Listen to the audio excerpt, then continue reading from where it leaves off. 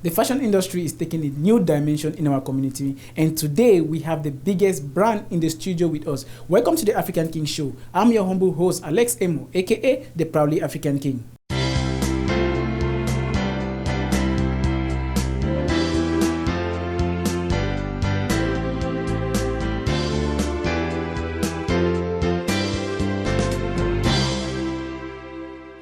Ladies and gentlemen, I have the lion with me in the studio. It's very, very difficult to get the lion out of the lion's den. But with me today, the African King brought the lion into the studio, the swanky master himself. Please let's discover Stanlion. Stanlion, you're welcome to the African King Show. Thank you so much for having me on the show. It's a pleasure really to be here. And I really think this is an amazing thing that you're doing for the community, putting this kind of show together and putting the information out. So I'm excited to be here. Oh man, thank you so much. So how did you become the biggest brand, the biggest name in our community? It's not easy. What's your story? Well, you know, I believe in hard work, consistency, resilience, of course. Yeah. You know that with everything that we do, it comes with its own challenges and its own struggles. Starting up, I started in my basement about 4 years ago. Wow. I stayed there for about 3 years. There were hurdles of, you know, being able to work a second job, do that, and then having people come to my house. I believe people like to see a story where you consistently do what you do. Exactly. Overcome your hurdles. And then, of course, one of the main things that we believe in is putting quality stuff out. Quality stuff at an affordable price. That is the home of affordable luxury. That's right. And there's this popular segment, the Swanky Saturday. Can you tell us about the Swanky Saturday? Yeah. So Swanky Saturday really is a feeling, right? It's a feeling that you have when you wear a Stanlion clothing. Yeah. When you wear one of our clothes. So for me, it just started one day. I dressed up. I was getting ready to go for this wedding. And when I dressed up, I was feeling so good. I just said, you know, I'm going to just do something called, it was a Saturday, I'm going to just do something called Swanky Saturday. Okay. And then I told my wife to take the phone. I was in the store, and there was it. I started just talking about the clothes that I'm wearing and how I felt about it. And it went viral.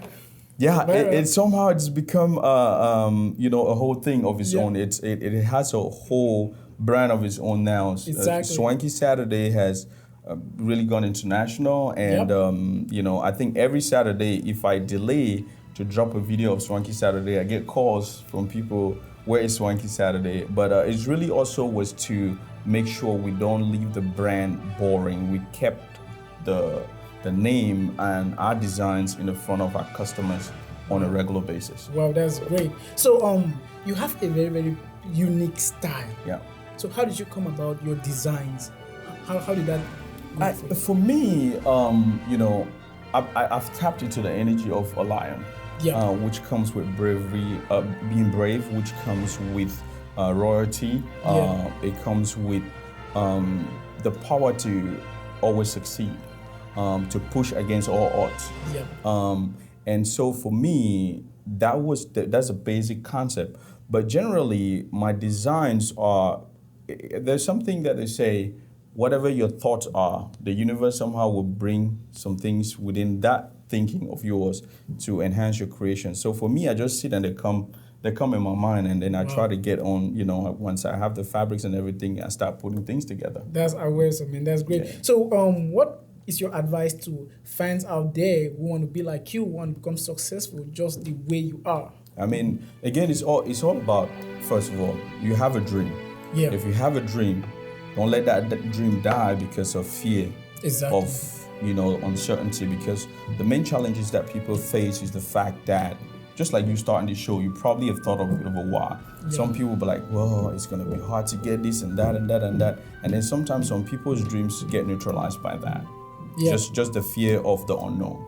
Yeah. What we have to overcome is that fear.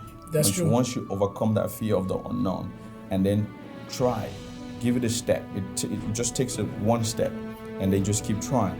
But the most important thing is stay consistent in what you do. You're gonna fall, but like Denzel Washington always say, when you want to fall forward. That's what's you up. Fall, you get up, you continue, because you learn from your challenges, you learn from your mistakes.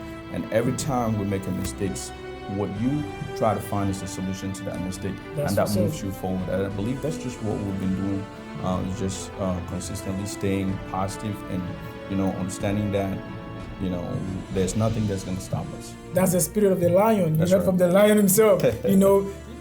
Face your fears. Don't be scared of falling. If you want to fall forward. Absolutely. Exactly. Absolutely. So, Stanlion, we have this particular problem in our community where, I don't know, we're trying to find out. How do people who have clothing stores, are they considered designers? Like people who have clothing stores, just sell clothes or whatsoever? No. This is the thing. I think it's a situation that's been ongoing for a while. And people just like the name designers just to get that acclamation. But owning a clothing store, there's a retail, so there are retailers and they're designers. Yeah. Now, owning a clothing store where you just go buy stuff from other places and sell them, you are not a designer. Now, a designer is actually somebody that's involved in the creation of the clothing. Exactly. You have to have the creative right. So being able to decide what lapel am I going to put on this suit, what fabric am I using, where would I put, what kind of buttons am I using on it. Those concepts that builds the particular look is who is referred to as a designer. Now, but if you're just buying stuff and putting in a store just because you have a store and a name on it, you're not necessarily a designer. Yeah. Well, okay, folks, you heard, because it's a lot of controversy out here, and we don't know who is a designer and who is not a designer. But you heard from the lion himself. Yes. And so, please, you know now the difference. Today's episode is sponsored by Stanlion Clothing. For formal and special occasions, check out Stanlion Clothing located at 8851 Gorman Road, Laurel, Maryland, 20723, or visit the website at stanlion.com. Welcome back to the African King Show. We are at the Lion's Den where the magic happens. So this is the home of affordable luxury. We can see good shoes, blazers, and everything. So Stanlion, how long have you had the store? Yeah, well, thank you for coming to the Lion's Den, by the way. Yeah, we've had the store for about a year and a half right now. Wow.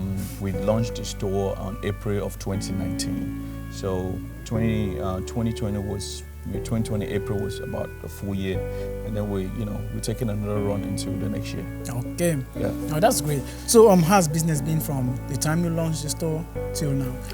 Well, I think business has been great actually, but until COVID hit and then everything kind of slowed down because we are the place where people come when they have special events, right? Yeah, I just saw that right now because I see people moving in and out, Exactly. trying to plan for events and stuff. Exactly. So literally when COVID hit, it shut down everything because all stores were closed at some point. But when it opened with that limitation and we still can have weddings or special events, we really did not have that client flow back. But I think everything is getting better because at that time everybody was just so shocked with COVID and they didn't know how to manage it. But right now, going to 2021, I think people now are acclimated to it and they're starting to, work with COVID and use their mask and all the other things, even with the government restrictions to still organize their events. So we're seeing a surge back up, and I think that 2021 is going to be fantastic, especially if the vaccines finally come out and everybody can get it. Okay, so talking about events, right? When someone is planning for a wedding, so I saw you doing some measurements and stuff. Yeah. So do you do the organization for them, choose the colors or whatsoever? Do you they give you an idea and then you bring out what they're going to, you design it for them? Thank you for that question. Yes, so most of my clients come in with a concept of what they want. Okay. Usually some of them might be a little bit out of line or so, but what we do here at Stanlion Clothing is do a consultation, guide them into choosing the right colors, based on their events, and then of course in climate, the gentleman that just left is going to a wedding in Ghana. It's going to be hot in Ghana, so choosing the right fabric is important, the right color based on their color tone and things like that, and then guide them on the whole design, and then of course complete the design process for them. So it takes some really key details to make sure that they come out looking absolutely swanky. Wow. So how long does it take for one to do all that, to design the product, then get your... Yeah, so our lead time is usually, a comfortable lead time is about 6 weeks. But we always advise, especially our African brothers, they always come like 2 weeks or 3 weeks to their wedding. But our lead time, if you are, just a groom, at least give us at least 6 weeks. Yeah. A comfortable time will be actually 8 weeks, so that we get your measurements, get your design, our production team takes about 3 weeks to get your suit completed, and then you come back for a fitting. It's always good so that if there is anything that we need to tweak, we do it in a comfortable time, so we're not doing, the pressure runs, which can lead to mistakes and stuff like that. Okay. Yeah. So, do you have any projects coming up? Yes, we have a major launch of our collection for 2021. Okay. The ceremonial collection is going to be dropping on January 15. Wow. And I'm telling you, this one is going to be out of this world. In 2021, one of the things that we want to do is we'll launch an annual Stanlion, more like a swanky Saturday event, but it's going to be an annual Stanlion fashion show, and together with something that we believe will look like Sapology, where people come dapper to the tea, have a great time, we'll do the wrong way, and then of course people then have fun. All right, so we have the cameras here for evidence. I hope you're going to book the African King show to host the red carpet for that event. Hey, absolutely. We don't want to miss that. Definitely not something that the African King show will miss. We'd love to have you on the red carpet, because it's going to be something phenomenal. Okay, thank you, because I'm about to put my orders right now for that day. Yeah, I mean, I need to get ready, because I don't want to be the last person that no day. doubt, you're in the right place. I can see, man. So please don't forget, if you need outstanding blazers, shoes, whatsoever you want, stop at the Lion's Den. Let me tell you, I'm here by myself and I've seen everything. Okay, it's the home for affordable luxury. I like that. Yep. If you think it, we can design it for you. Oh, man. All you need to do is conceive it. Yep, they bring it to life. Okay, yes, that's right. So come to the Lion's Den and make your dreams come true. All right, the Lion himself, it was a pleasure having you on the show. We really do appreciate you for coming to the studio and, doing everything that you do for our community. I want to thank you so, so much. No, man, the pleasure is actually mine. Thank you so much, the African King Show, for visiting Lion Den and for putting African businesses in the forefront. It's absolutely a fantastic idea, so I could not be more proud to be on the show. Thank you for having me. Well, thank you so much. Remember, there is greatness in every second. We think positively. Stay positive. See you next time.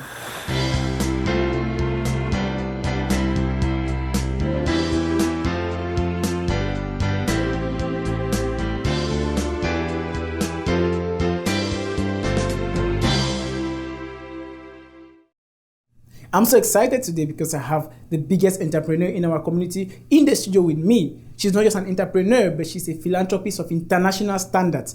Welcome to the African King Show. I'm your humble host, Emoh, aka the Proudly African King.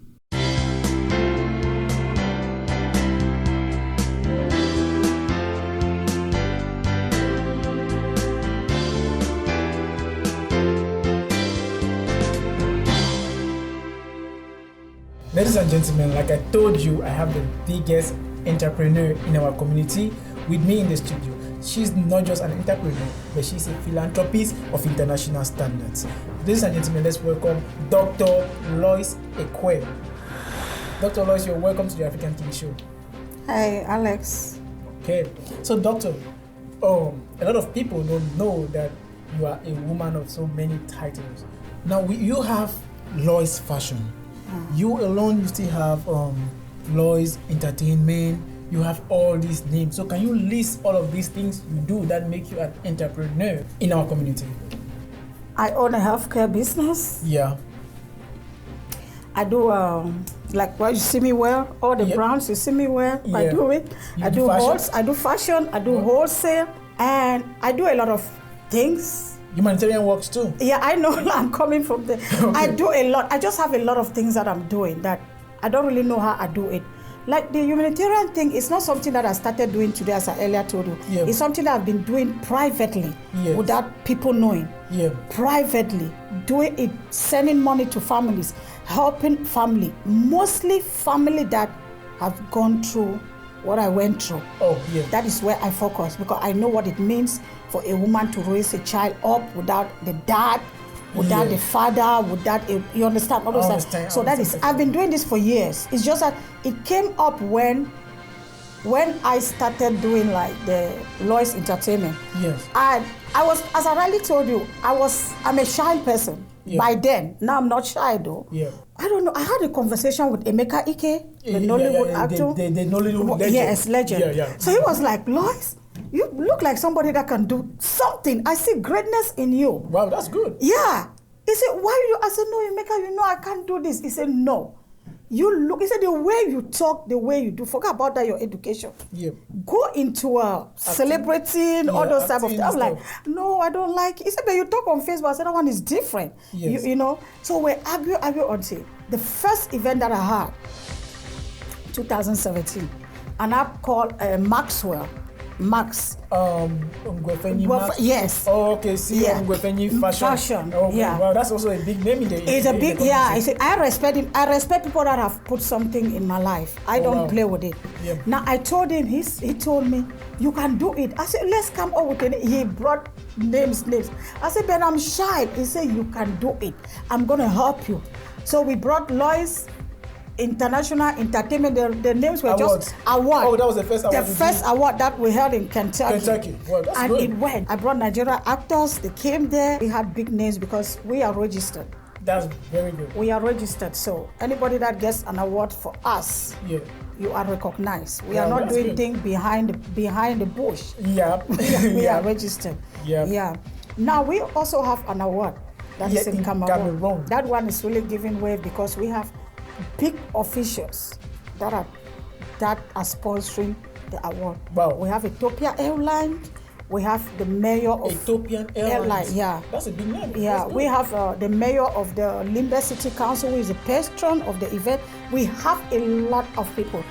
And the purpose of this is not just we are giving award, because when I was doing the first humanitarian work that I did in Cameroon, I discovered that we have a lot of young talent. Wow. Talented youths. Some of them are actors, some of them are musicians, some of them are that they don't even have people to help them, and people don't know them. I'm not lying. Cameroon is talking about the award because we have gone to the root. We are not looking of big names in the industry. We are looking those ones that are coming up. Yep.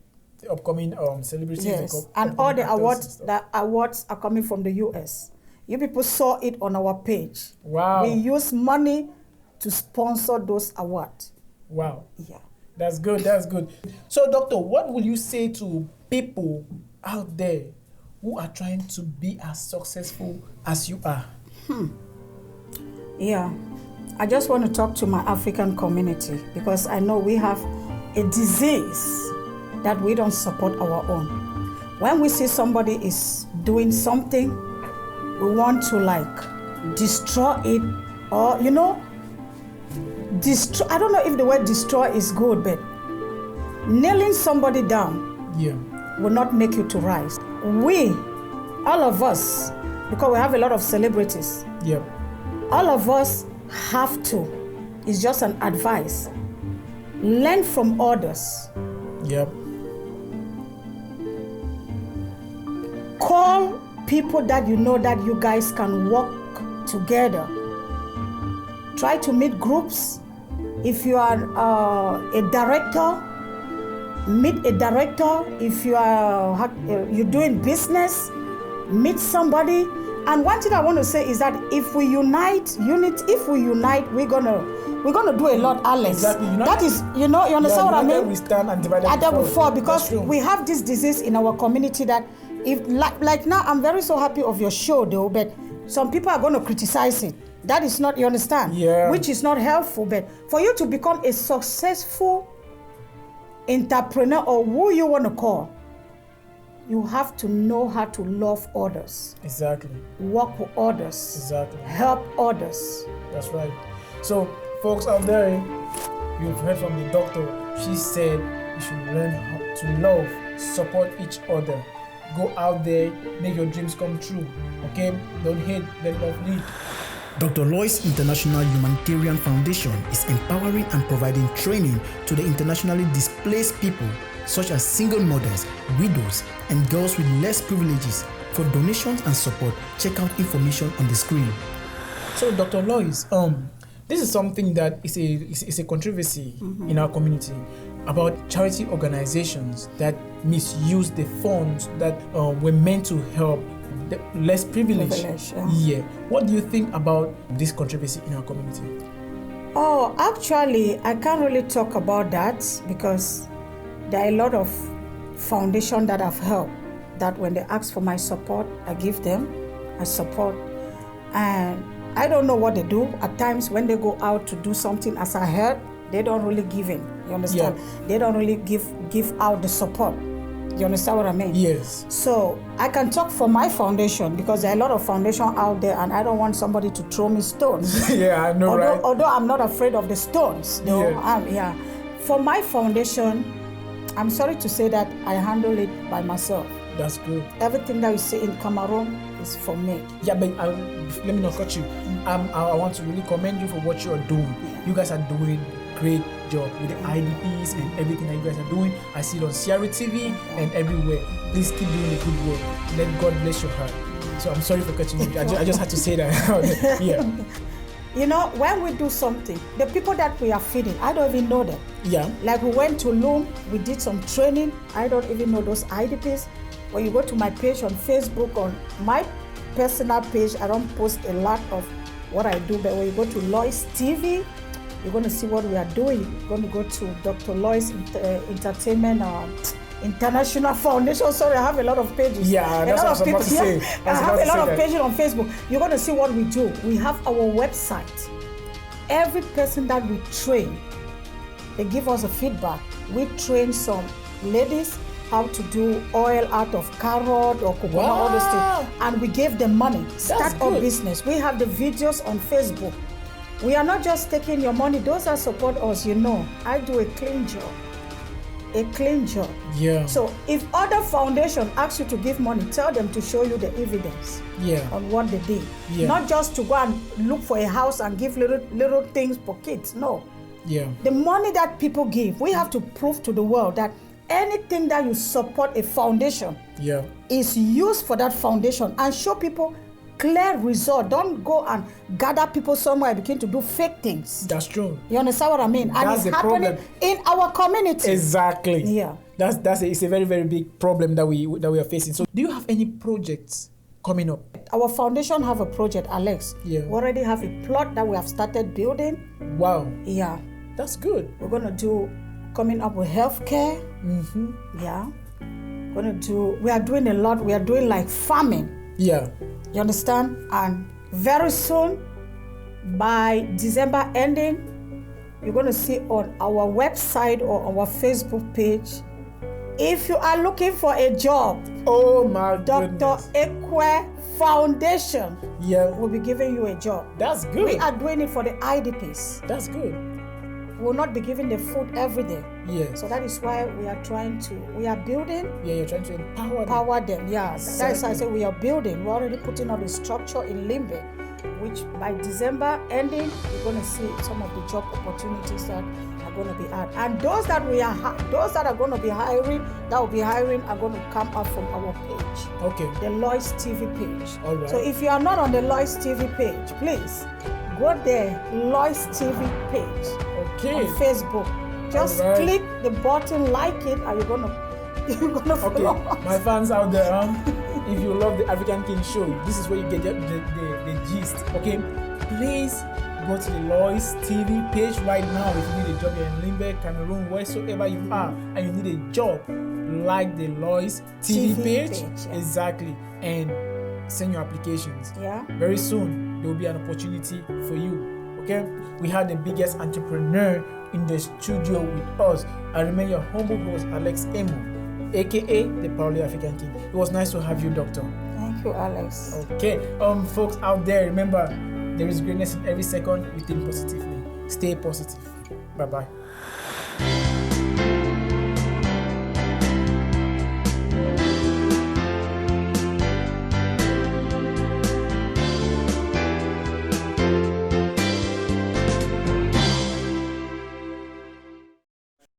Culinary arts is taking a different dimension in our community today, thanks to people like our special guest for today. Mind you, he was awarded by the governor of Maryland, Governor Larry Hogan, as the #1 African chef. Ladies and gentlemen, welcome to the African King Show. I'm your humble host, Alex Emoh, aka the Proudly African King.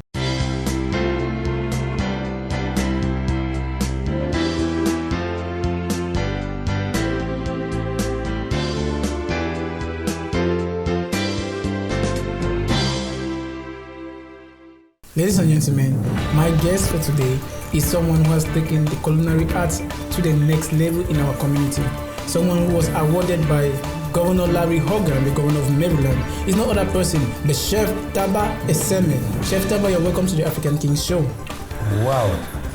Thanks to the African King. And I want to thank you very much for inviting me here today. You're welcome, Chef Taba. We are happy to have you. How did you become the #1 African chef awarded by the governor of Maryland, Governor Larry Hogan? You know, it's not easy. So what's your story? I was born a cook. I came up from a family of 5 boys, and my mom decided to choose and train me to feed my 4 brothers. Wow. I just want to say, may one of my brothers rest in peace at this moment. And I want to just be sincere that from cooking back home in Africa, I thought it was a joke. I arrived in the United States in 2001. That very cooking, I continued here feeding my friends, and one of them introduced, hey, can you use this cooking to make some money? I didn't know you can make money out of cooking. And that is just how I started hosting events. Wow. Well, that's a very, very good explanation you've given. I didn't expect this. Okay, what is the best thing you like about being a chef? What do you like most about what you do? Oh my goodness. I can't give all the credit to myself. The best thing I like is called a teamwork. Teamwork, what does that mean? The people I work with, we should put our heads together and give our customers the best satisfaction they deserve. And who is the best person close to me is my wife, Frida Eseme. That's good. She is doing wonders in this culinary business, even though she's not in that field, but she loves to cook. And together with my wife and the team we bring from out there, all we plan to do is to give our customers the best they deserve. All right, Chef Taba Eseme, there are a lot of people who love your work. They are inspired by what you do. What advice will you give them? What would you like to say to those people who want to become like you, as successful as you are? Well, the orthodox of cooking is to love cooking. Cooking is all I do. Let me make this very clear to you, Mr. Emoh, the proud African King. I have gone to school like LPN to become a licensed practitioner nurse. Yeah. I also went to school to become a GSA, which is General Certificate of Administration, to work with the immigration. But I had to turn all this down. Let me tell people out there, and I want to be very sincere, follow your dream. Viewers out there, you've heard from the chef. Follow your dreams, follow your passion. Don't let your fears kill your dreams. Okay? Remember, there is greatness in every second we think positively. So always stay positive. Afrique Cuisine, the home of good cooking. For delicious African dishes and catering services, contact Afrique Cuisine by Chef Taba Eseme. They are the event undertakers. Why do you think most African events fail? Well, African events will always fail because of lack of cooperation. When we have an African event, the host always wants to try to invite all the workers to be Africans, and Africans will hardly agree. the decorator will be fighting with the cook. The cook, yeah, I'm just being sincere with you. I have always have this experience, Mr. Emoh, the proud African king. Let me tell you, the only way Africans event can always succeed if we can work like a team. Yeah, that's right. Like what the Americans do. Oh, let me just give a little distance. Nigerians can cooperate. But if I run an event that has to do only with Cameroonians doing decoration, doing the setup, doing this, they don't cooperate. I don't understand why. Yeah, but trust me, I try to give the best of the services I can give, and I don't care who I work with. Yeah. If everybody can work with any Cameroonian like I do, I work with Barbara Tike. Yeah, I work with Zen concept. I work with I work with a lot of Africans and I deliver. And they go home and they put me on Facebook to say, hey, Chef Taba was the best. Wow. Even though the other person who brought cheers will say, hey, I was not happy with his dressing. I don't care. All we need to is deliver and let's work as a team. Perfect. That's it. Folks out there, you've heard from the chef, the #1 African chef. Let's come together. Remember, I always say this: together we stand, and divided we fall. Sure. So if we work together, let's stick together as one, we're going to succeed. Okay. So Chef Taba, do you have any events coming up? Any projects? Ooh. We just want to say Corona has brought a lot of issue in our community, and I will not hide it. If I look at my book, I think I have close to 26 events which I'm supposed to host, but some are canceling. And I think by the grace of God, some will come up. Yeah. I will not hide this. I started from the month of November of 2019 to start picking up my clients for the 2020. And Corona came up. But that is not a problem with me because I am a game changer. That's the spirit. I changed the game from doing events to doing plating system. So what we do right now is plating system. If you want eru, ndole, whatever you need, cocky corn, cocky beans, I have them ready for you right now. Wow. I can supply it to you, sir. And I want to assure you all that whatever food you need, small, big events, we can deliver to you. No matter the time, we'll bring your food, I will set it on the table. At the same time, you can come up to my place, pick up your food, but we respect social distancing. Perfect. That is very important. Yeah. For those who want to sit at my place and eat, you are welcome. Yeah. Feel free, come to me. Order your food, we will get it to you at the right time. Chef Taba, it was nice having you on the show. Thank you, the proud African king, Mr. Emoh Alex.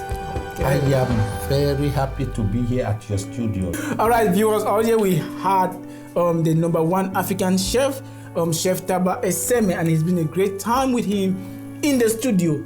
I hope to see him again next time. So stay safe. Remember, maintain your social distances. And there is greatness in every second.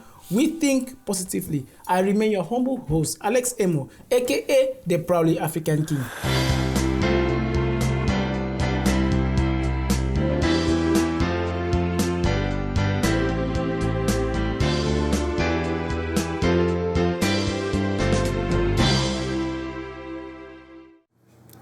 Welcome to the African King Show. Today, Afrobeats is taking over the world, and I have one of the biggest game changers in that domain. I'm your humble host, Alex Emoh, aka the proudly African King.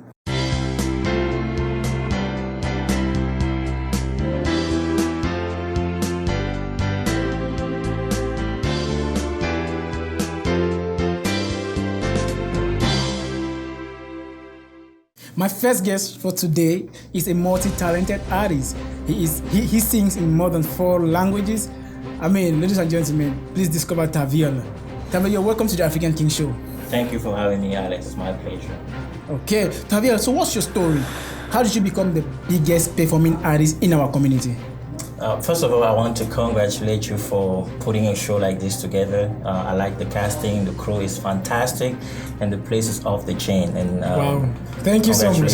Thank you, Savio. To your question, I don't really consider myself to be one of the best artists in the DMV because I think we have a lot of talent in our community and other community as well. Yeah, okay, but you see your energy is different, it's rare to see. So how did you come about singing in more than 4 languages? That's how we want the guests to know that. Oh, definitely. I mean, when I was growing up, I always liked to, sing in Spanish because I love the language. I just fell in love with the language, and when I wanted to really put some emotion and things that I was going through or things that I wanted to narrate to my audience, the people that are following me, I felt like Spanish was one of those languages that I wanted to use. Wow. Keep in mind that I still sing in French, English, and our vernacular and stuff like that. That's great, man. Okay, Tavi-El,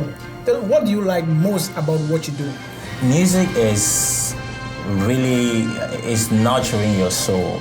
What you listen really impact the way you feel your day, how you go about your day and stuff like that. So I really, when I work on my craft, when I work on songs and stuff like that, I think about something that would kind of lift people up, encourage people, and that's what I do. When I did Let's Do It Together, right? Mm-hmm.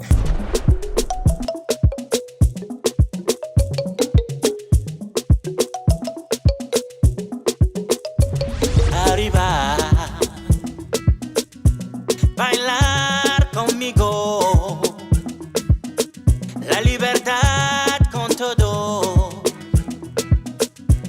porque tu bienestar es lo que importa, mi amigo. Cantaré, mi vida es tu vida, si se puede, come on, let's do it together. Cantaré, mi vida es tu vida, si se puede. Look. So, Tavi, as a successful artist, what would you like to say to your fans out there, watching you, who want to be like you? What advice will you give them? I would say, just do you and try to perfect yourself. Just as much I'm trying to perfect myself. It is okay to look at me as an inspiration, maybe based on what you're trying to do. You can emulate maybe the way I sing, maybe you want to sing in Spanish or my style, but at the end of the day, you have to bring it home. You have to be able to find within you the talent that you were born with. Yeah. It's a combination. Once you have the right combination, you definitely, make it out there. So I would say just do you. Okay, viewers out there, you heard from the superstar himself. Just do you, be yourself, believe in yourself, and you're going to do great things. Tavi-El, a multi-talented Afro-pop artist who sings in more than 4 languages. To book Tavi-El for your next event, visit his Facebook or YouTube page, #TavielRich.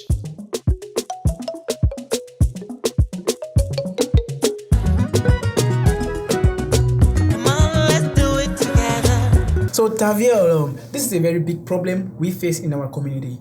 What do you think about DJs or promoters who you go to their events, they promote songs of other artists from different communities, and the songs of our own artists are not promoted in those events? What do you think about that? Well, that's a good question because it's something that I've been also thinking about, and I know a lot of people are talking about, that issue. But my take is the blame is probably more on the artist than on the DJ.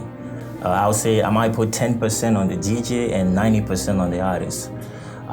Here's why. As a DJ, you get paid to entertain the audience. That's true. You get paid by a client, and they expect you to make sure that, the people can dance to your playlist with no issue. That's true. So take, for example, that DJ have a playlist and he's supposed to, entertain his audience. and he has somebody that is pushing, an artist, in our community, pushing to play his music. Yeah. But if he is putting the song of the artist in the middle of maybe his playlist, and as soon as he does that, everything is kind of off. Why? Because maybe the quality is not all that. Maybe the way they mix the song, the way they arrange the song is not up to standard. Yeah, doesn't suit the event. And it blows everything off. That's and true. Guess what? It's a no-no because first it's bad for business, right? Yeah. You want to please people, you want to promote people, but you have to be able to do something. Your product has to be up to standard. You have to do quality music. So that's why I think it's very important, it's imperative for artists to really perfect their craft, but not put so much the blame on the DJ. Okay. Because I think if you have a good product, yeah, DJ will want to play your music. You are right, that's it. And that's how it's supposed to be, To be honest with you, you have to be proud of what you do, and you have to be excellent, right? Best. Bring the best, like exactly. you're saying. And I think we're definitely gonna go far. We're not gonna beg for people to play our music, right? Yeah. Because you know the quality of your music. And also something very important, if you don't do that, you never have your music play in the radio. Yeah. Why do you see what people don't have their music play? Because it's not up to standard, right? Yeah. Your mixing, your production doesn't meet the standard, and they can't play your music. Exactly. Let's Do It Together was a big proof of that, because that song was a hit. Congratulations once more. I appreciate that. Thank you so much. Better be cautious. Now look at us, we flossing. I don't wanna see my brother in the coffin. We need less hate, more loving. Cantaré, cantaré, mi vida es tu vida, si se puede, si se puede. Come on, let's do it together. Cantaré, cantaré, mi vida es tu vida, si se puede, si se puede. Come on, let's do it together. Come on, let's do it together. Come on, let's do it together. Permanecemos unidos, incondicionalmente todos. Amamos esta tierra América, tierra de los valientes, casa de la libertad. Todos somos iguales.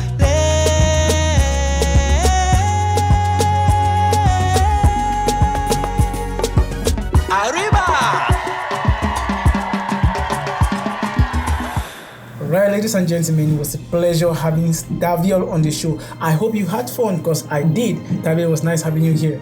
I appreciate that, and I was happy to be with you. All right, hope I'm going to see you next time. Definitely. All right, thank you so much.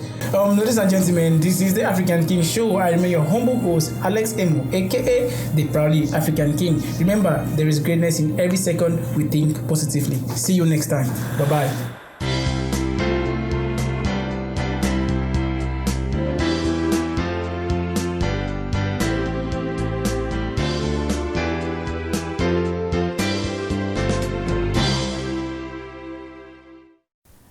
Our guest for today is a fashion influencer known for her support in the community. She always carries a beautiful smile that radiates like the early morning sunshine.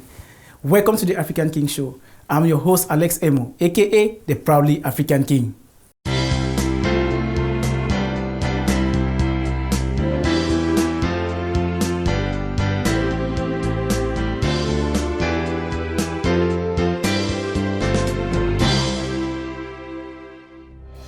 Ladies and gentlemen, like I told you all, I have a big celebrity in the house. I call her Beauty with Brains. She is known for her support in the community. She's the CEO of Stylish Makeover. Please join me as we welcome Daily Njiaba. Daily, you're welcome to the African King Show. Thank you. Thank you. Okay, Daily, you are a strong and passionate lady. I mean, what really inspired you to start Stylish Makeover? I think that it actually came from the fact that first, I'm a woman, and I think every woman want to look beautiful. And every woman have their own way they want to look, and they want people to look at them. But at first, I was trying to get into makeup, you can see from my page, even you're gonna see that I actually started with cosmetics, and on the way I had to drop that, I thought I should move to something different because you want to go with what is trending. So with makeup, I think it required a whole lot, and because I wanted to look good at the same time I wanted to make money, so I thought let me do something that can really make me get the money at the same time I'm feeling myself. So I decided to switch more to fashion. From my page, people can tell I am into bags more. I am also into dresses and jewelries as well, and some makeup too. So I thought I should get something that, when you go with variety, then you can be able to attract a lot of women. Yeah. Yeah, because you might, if you stayed only on cosmetics, then you're only gonna get people who wanna do makeup. If you go just with dresses, then you're only gonna be with people who wanna wear things a certain way. So I had to go into varieties so that way I can have a large market. So how do you sell your products? I sell my product more through social media. So I don't have like a physical store. I do more of online. I'm on Instagram as well. You see, people can easily find out what you have. You can send them more pictures, you can send them more videos, and they shop and then you ship. Yeah. So Deli, when people place orders, how long does it take them to get their orders? It takes 3 to 5 business days for you to get it, depending on when it was actually shipped out. I mean, like within business days, 3 days you get it within the United States.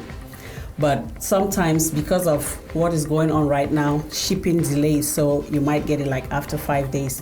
But again, we still keep our customers informed, because most of the times when those things are shipped, we make sure we send them the tracking. They can always track it, they can know wherever it is. So I think shipping is not really a big issue.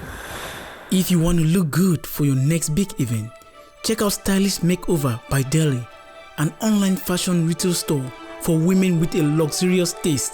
Contact Deli on Facebook, Instagram, or by a simple phone call for all your fashion needs. So Deli, you've been in the business and you've seen everything in it, right? And people are looking up to you. So what are you going to advise these people who want to get into this same line of business or want to be like Deli? Like Deli? Yeah. Okay. The first thing I want to let people know is before you start anything, you want to put down your strategy. And when you put it down, make sure that you actually stick to it.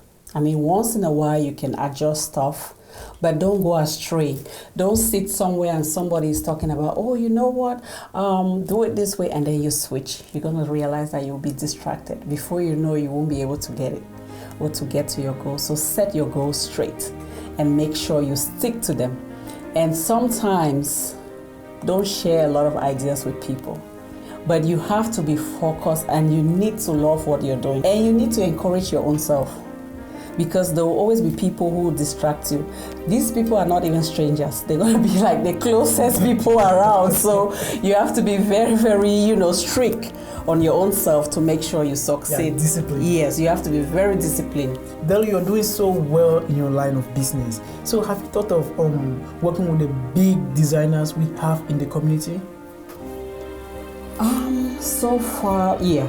So far, big designers, yes. I actually thought about that, but I think that's in my plans in the future, because I'm actually working on my own brand. So I thought that I will have to meet them. Yeah. Congrats on that. Congrats, man. Keep going, keep doing your thing. So what are some of the challenges that you have faced, in this business? Have you ever gotten to that point where you feel like you want to give up? Oh yes. And what keeps you going? Oh yes. Oh yes. Oh yes. Yeah. Some of the challenges I actually faced was discussing this with people I trusted, and I thought that they were just gonna be like, yeah, this is a good idea. Let's do it this way.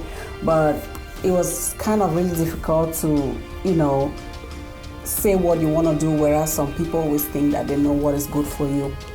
because most of the times we live in a society where people always think that they know what is good for you more than you. So, and some of the challenges to having your own friends and family support you the way you are expecting them to do. So it's been a very big challenge because most of the times these are the people that discourage you somehow. So now I really understand that it is not easy. So, but what really keeps you going? What is that thing that really pushes you? Yeah, like I gotta get this, I gotta do this. Well, I will still come back to God because sometimes it's so blank that you're like, should I just stop here? But when I go back into prayers, I always feel like I have to still keep moving, even if I'm not making much this week, this season, this month. But there is just always something that keeps telling me keep moving. So it's been God, let me put it that way, and prayers, yeah. That's great. So do you have any projects coming up? Like, do you see fashion stylish makeover, probably organizing like a fashion event, or do you have any projects coming up? We don't really have like projects, but we just want to do it in a better way that people will love it more, and then we want to go with what is trending. We're looking for a better way to really present fashion out there, and we think that doing more of like on a show kind of format, and then showcasing our stuff will make it better instead of just doing it the way I'm doing right now, like just doing live and showing what I have, and so I think that we're working on so many things to be able to express. Okay. Yeah. We see on social media that you also do consultancy, like you help people, dress for events, weddings, and can you throw some more light on that? How do you do that? How do they get to you? I actually, on my page, you can always see how you can get to us, because most of the times when we post items, we say you can inbox us for more info and stuff, so most of the times we have people who come to us and say, you know what, I need this thing for a wedding that is coming up, so dates. How soon can I get it? And then sometimes some people just opt like, okay, I want to put this on with this kind of dress. What do you think? So that's how I got the ideas, like, okay, I can always show people other options, and then, so it started all like that. So we just get in there as it's popping up. Okay, so they can reach out to you through our social media, Facebook. Yeah. My number is there. I think we have like 4 or 5 different ways that you can get to me. Okay, can you just let the viewers? So we have our Facebook. Yep. You can always inbox us through Messenger. You can send me a message through my phone number, which is there. We also have Instagram. We still get clients through that route. All right, viewers out there, you've heard. If you want to look good, if you want to look, elegant, right? Go to Facebook, Stylish Makeover, and hit your girl up, Njiaba. Deli, it was nice having you on the African King Show. Thank you so much. I am kind of honored to be here. Thank you so much. Wow. Yeah. All right, ladies and gentlemen, remember we had Deli. I had fun with Deli. I hope you learned something from Deli Njiaba. And please make sure you support her business. Remember, there is greatness in every second we think positively. Stay positive. I remain Alex Emoh, aka the Proudly African King.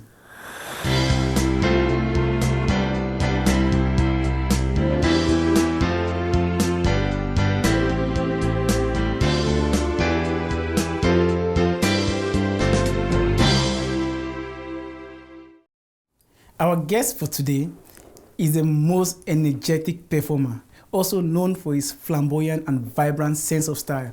I call him Mr. Elegancia. Welcome to the African King Show. I'm your host, Alex Emoh, aka the Proudly African King.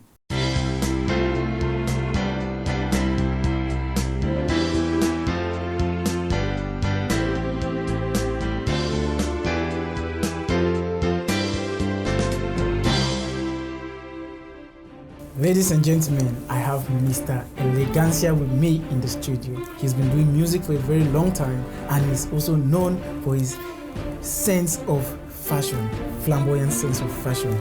Join me as we learn more from our big international artist, Terence, Dexter. Terence, you're welcome to the African King Show. It's my pleasure to be here, I watched the last episode. It was very interesting, classic, and I couldn't hesitate to be here. Thank you. Thank you so much for that. Thank you so much. I'm a very big fan of your music. Thank you so much. I'm a big fan of the African King show already. Wow, that's great. All right, Terence, from my understanding, you started music here in the US, but can you brief us about your background in music back home in Cameroon? You all know I started music with my brother. Yeah, P Brothers. Yeah, we started as P Brothers. His name is Flexi J. Okay. So we both grew up in Cameroon, but we grew up in different zones. He grew up in the Northwest, and I grew up in the Southwest. I grew up in Kumba, and he grew up in Bamenda. Okay. So we grew up with different parental guidance and freedom. He was lucky enough. He grew up with our dad. He did a lot of social media appearances, and I think he actually appeared in the Daily Show, the CRTV Daily Show. Yeah. Yeah, but on my part, I grew up in Kumba with my mom, who is, we call her Iron Lady. Yep. With my mom, if it is not book, it's nothing. Wow. Yeah. So I feel like I have a lot of talent in soccer, music, and singing, but she was never encouraging. She was like, those parents back days that you have to be book. Yeah, in school. Yeah, so it actually helped me a lot because, I wasn't into music as much, but then I did graduate from the University of Boyer with a degree in geology from the Department of Geology and Environmental Sciences. And immediately after I graduated, I had a scholarship. Wow. And I'm who I am today because of the scholarship and because of the education. And the scholarship brought me to the United States. Wow. WWF, World Wildlife Fund for Nature. Yeah. That's good, man. That's good. So everybody talks about your sense of style, your fashion. How do you put all this together? And look at the way you look today. Man. Well, killing it. A lot of questions, but I really don't know how to answer it because I feel like it is inborn. You know, it's inborn. My style is inborn. I feel like one day I'm gonna try to, bring it out there so that a lot of people can incorporate my style into them. Mm-hmm. But it's something I really can't explain. It's just my style. You know, I know how to put it together. Today I can say I know how to put it together because a lot of people say, hey, you're always putting it together. But it's just something inborn, Okay. So Terence, how did you become the biggest performer in our community? Well, thank you so much for recognizing me as the biggest performer in our community. When I came to the US, it wasn't that easy. Mm-hmm. People will plan to help you, but when it is time to help you, they're never there. For me, I got kicked out from living with a friend. It was difficult to get a job. I had to go to school. So basically, we're talking about do it your way. Yep. So from that, we decided to write a song, Do It Your Way. Mm-hmm. The next song we did, that was biggest song, was Cocorico. Yep. Guess what happened? We were in the studio trying to produce this song. And guess who walked in? Petit Pays. Oh! Yep. Cameroon superstar. Rabbi. That's someone I grew up and I looked up to him so much, you know. So I was first of all, I was starstruck when Petit Pays walked in the studio. And he walked in because he just came to DC. Yeah. And he was trying to rearrange some of his songs. Mm-hmm. So when he walked in, and the good thing about it is, he listened to the song that we were producing, and he loved it. He loved the way we sing it. We mixed the Frank Anglais and the Cocorico song. Mm-hmm. La danse Cocorico, mes amis sont là. So Petit Pays, he loved it so much. Guess what? That's when you see talent. So he said he loved it, and we offered him, you want to be part of it? And he said, why not? Petit Pays walked into that studio booth. Yep. It took him just 1 minute, 30 seconds. The first 30 seconds, he was rehearsing and trying to see how he can jump into the beat. Yep. And it took 1 minute, one flow, pam. P Brothers, Namidis, Rabbi, I don't come. We go. Everybody. Yeah.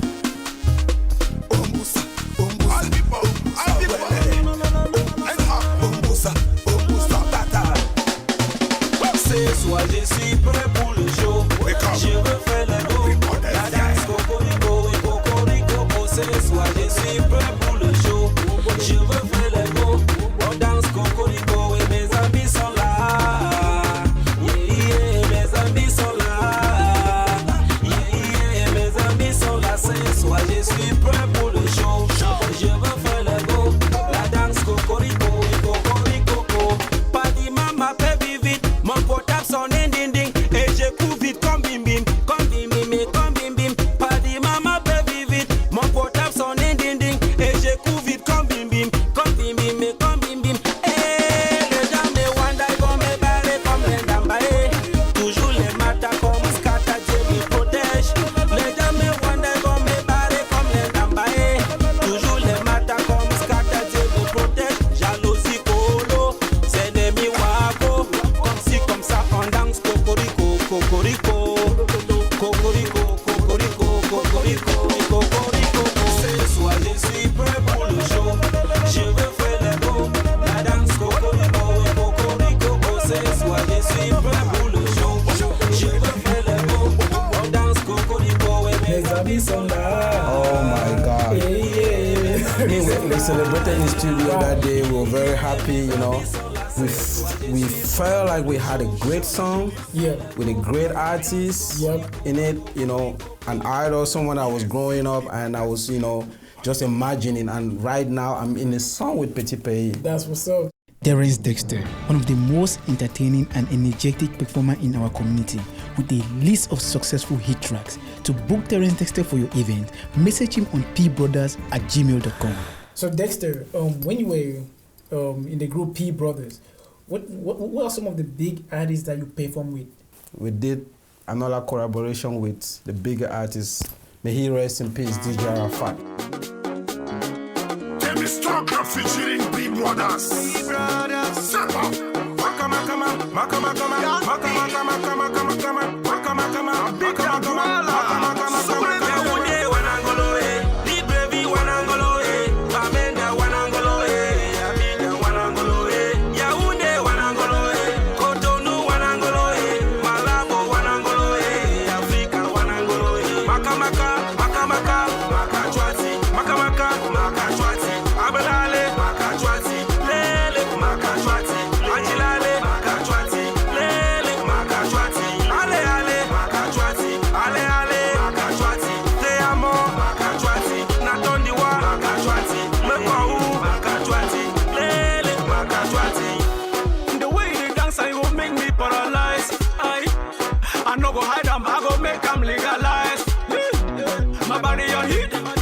That's why I shift.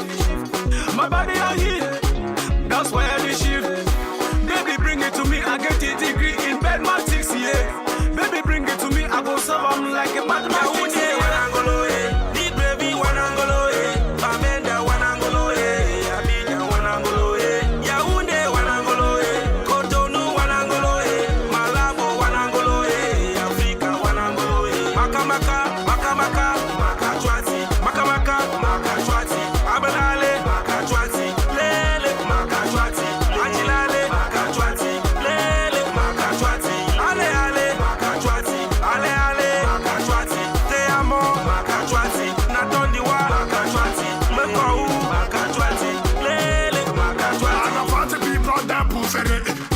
L'Afrique, venez, on va danser ma cachouati.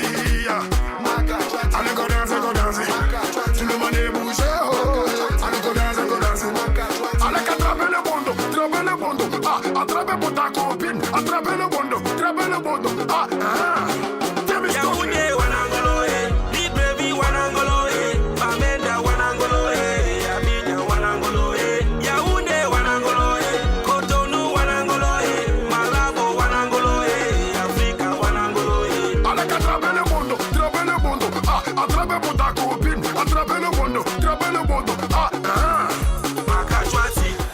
What would you like to say to the upcoming artists who look up to you, who want to be like you, want to be as successful as you are?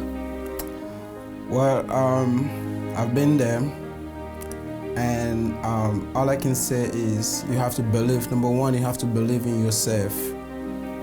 People, a lot of time, upcoming artists, you get a lot of advice. You get a lot of advice here from your parents, from your friends.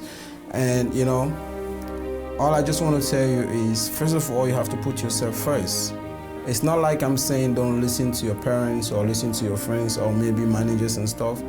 But every piece of advice that you get, you have to make sure you process it and make sure you're doing it your way. If you're accepting to do this, know you're ready for the consequences, because the consequences is gonna come back after you.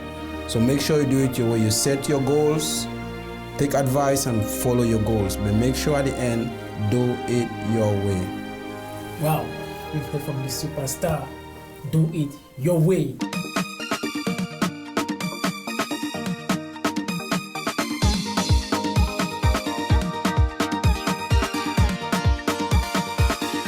Sometimes you wonder,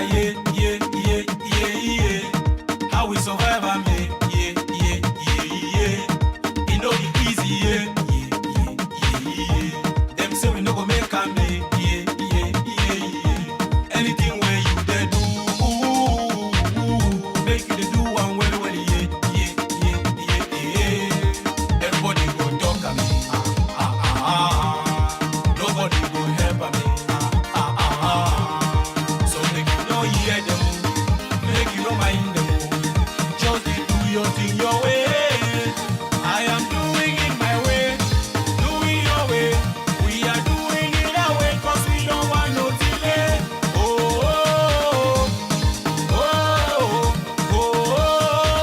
We don't care what you gon' say. I am doing it my way, doing your way. We are doing it our way, cause we don't want no delay.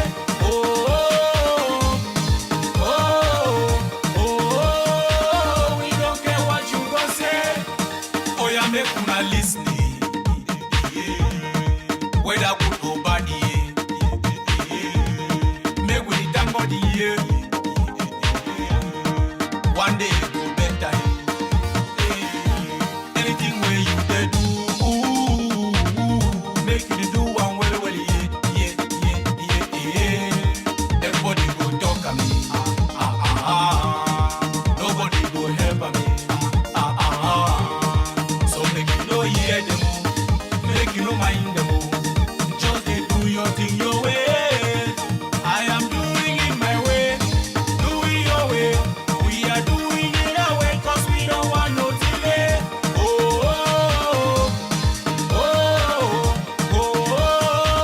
We don't care what you gon' say.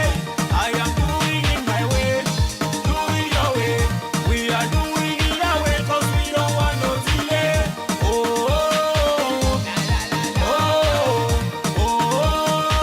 We don't care what you gon' say. So Dexter, we have a very, very big problem in the community. People are complaining left and right, here and there, and they're frustrated about DJs playing songs of other artists in the community, in an event, and they're not playing songs of the artists from that same community in that event.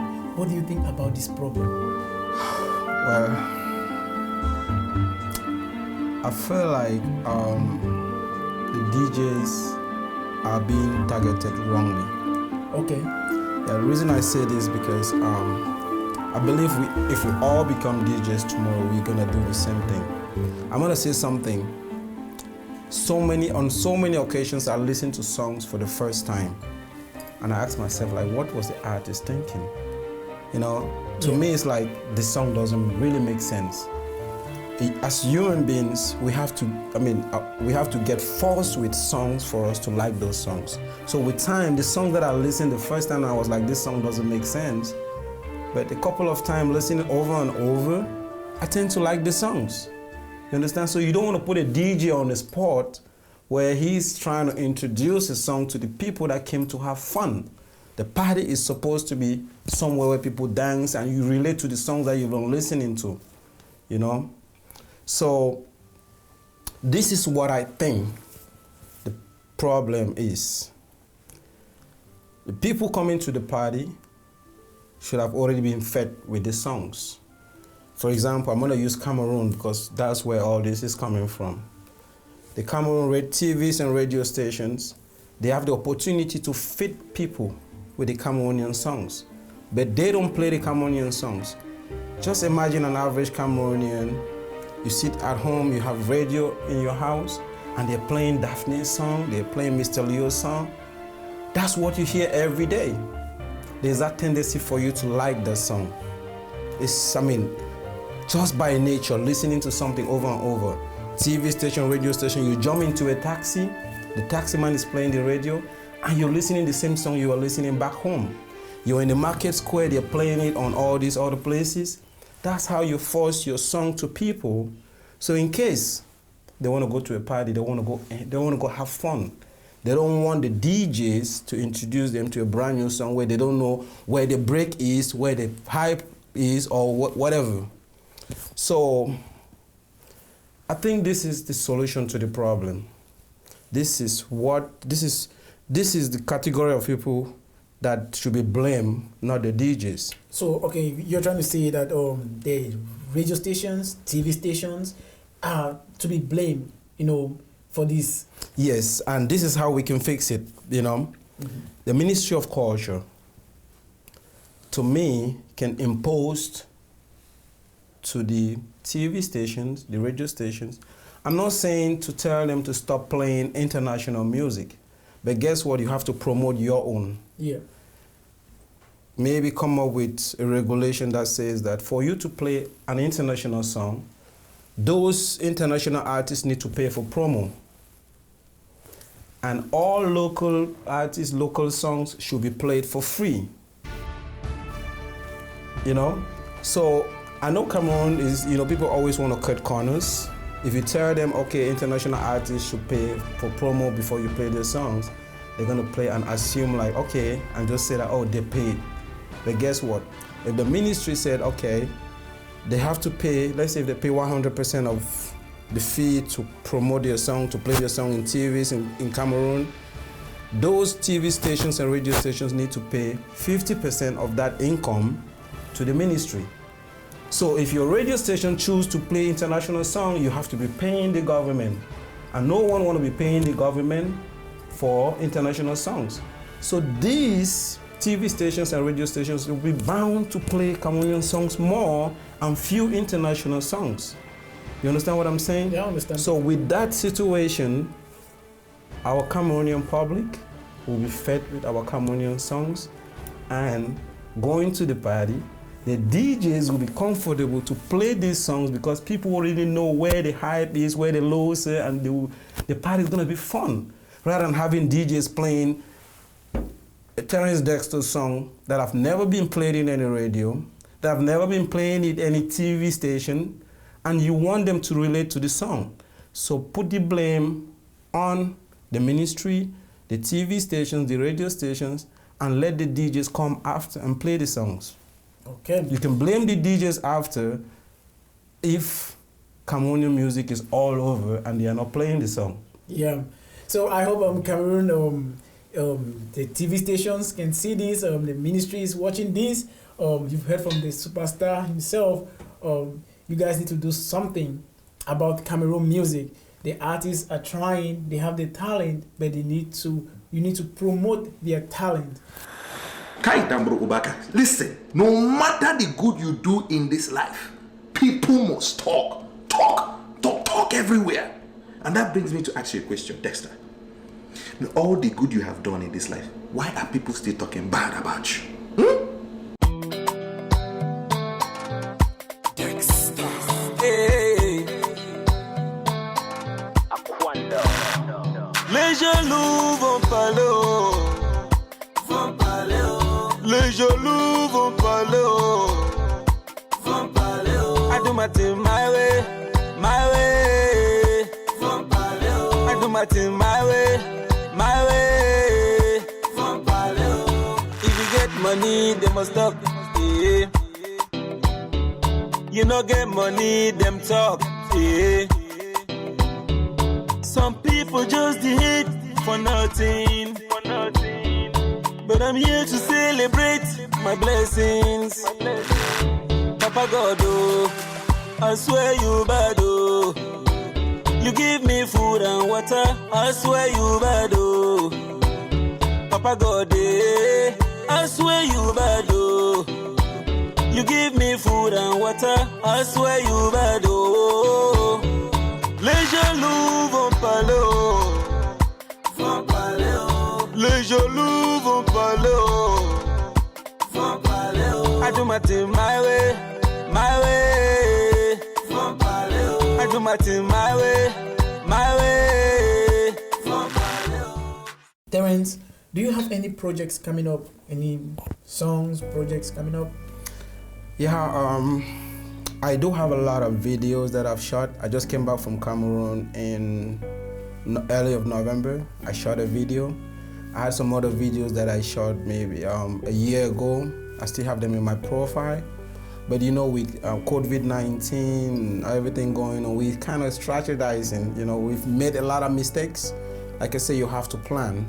So I'm gonna be releasing a couple of videos in the near future, maybe in about 2, 3, 4, 5 months. Okay, we are looking forward to that, and we hope you're going to book us for promotion, to push the music. No, African King Show. I'm with African King Show today. For life. I'll be with African King Show tomorrow.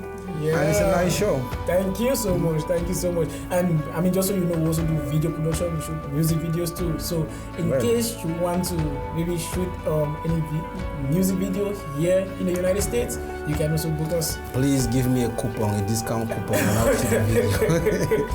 Yeah, I'm right here in the African King Show, so I got a coupon, man. Yeah. Give me a coupon. We will definitely give you one. Okay. So how can people book for your services, for you to perform in events, because you are energetic? Yeah, it's easy. Just go to just do pbrothers@gmail.com, pbrodaz@gmail.com, pbrothers@gmail.com.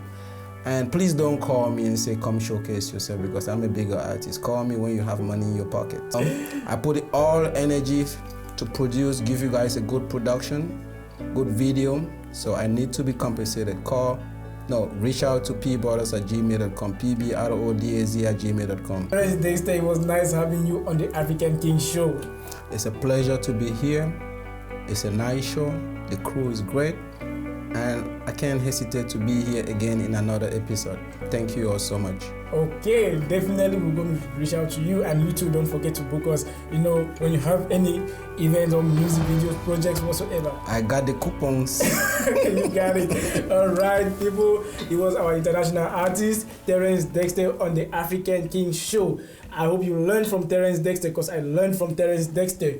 Now, remember, there is greatness in every second we think positively. Stay positive, and remain your host, Alex Emoh, a.k.a. the Proudly African King.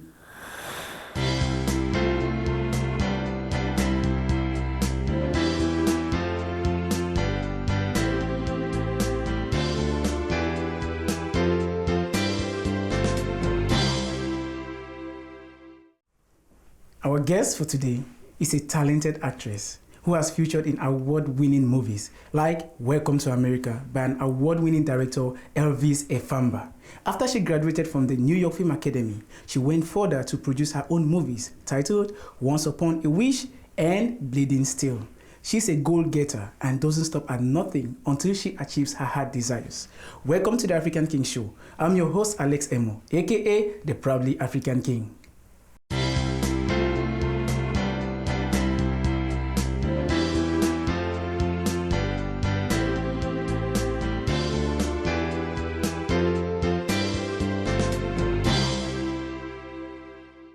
Ladies and gentlemen, like I told you all, she's a talented actress who has featured in award-winning movies like Welcome to America by an award-winning director, Elvis Efamba. She is so passionate and has produced her own films. Ladies and gentlemen, without too much waste of time, let's welcome Lylies Asakwa. Hey, it choke. Hey, welcome to the African King Show, Lylies. Thank you. It's an honor to be here. Oh my goodness. So, Lylies, tell me, when did you discover your passion for acting? Well, for the passion, I was born with it.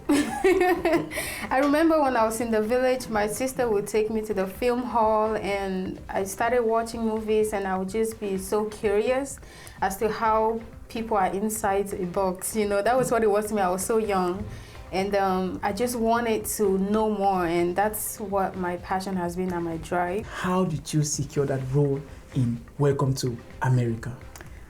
As for Welcome to America, Bryan was the one who brought me on board. He introduced me to Elvis, and you know, he liked me, and that's how that role came about.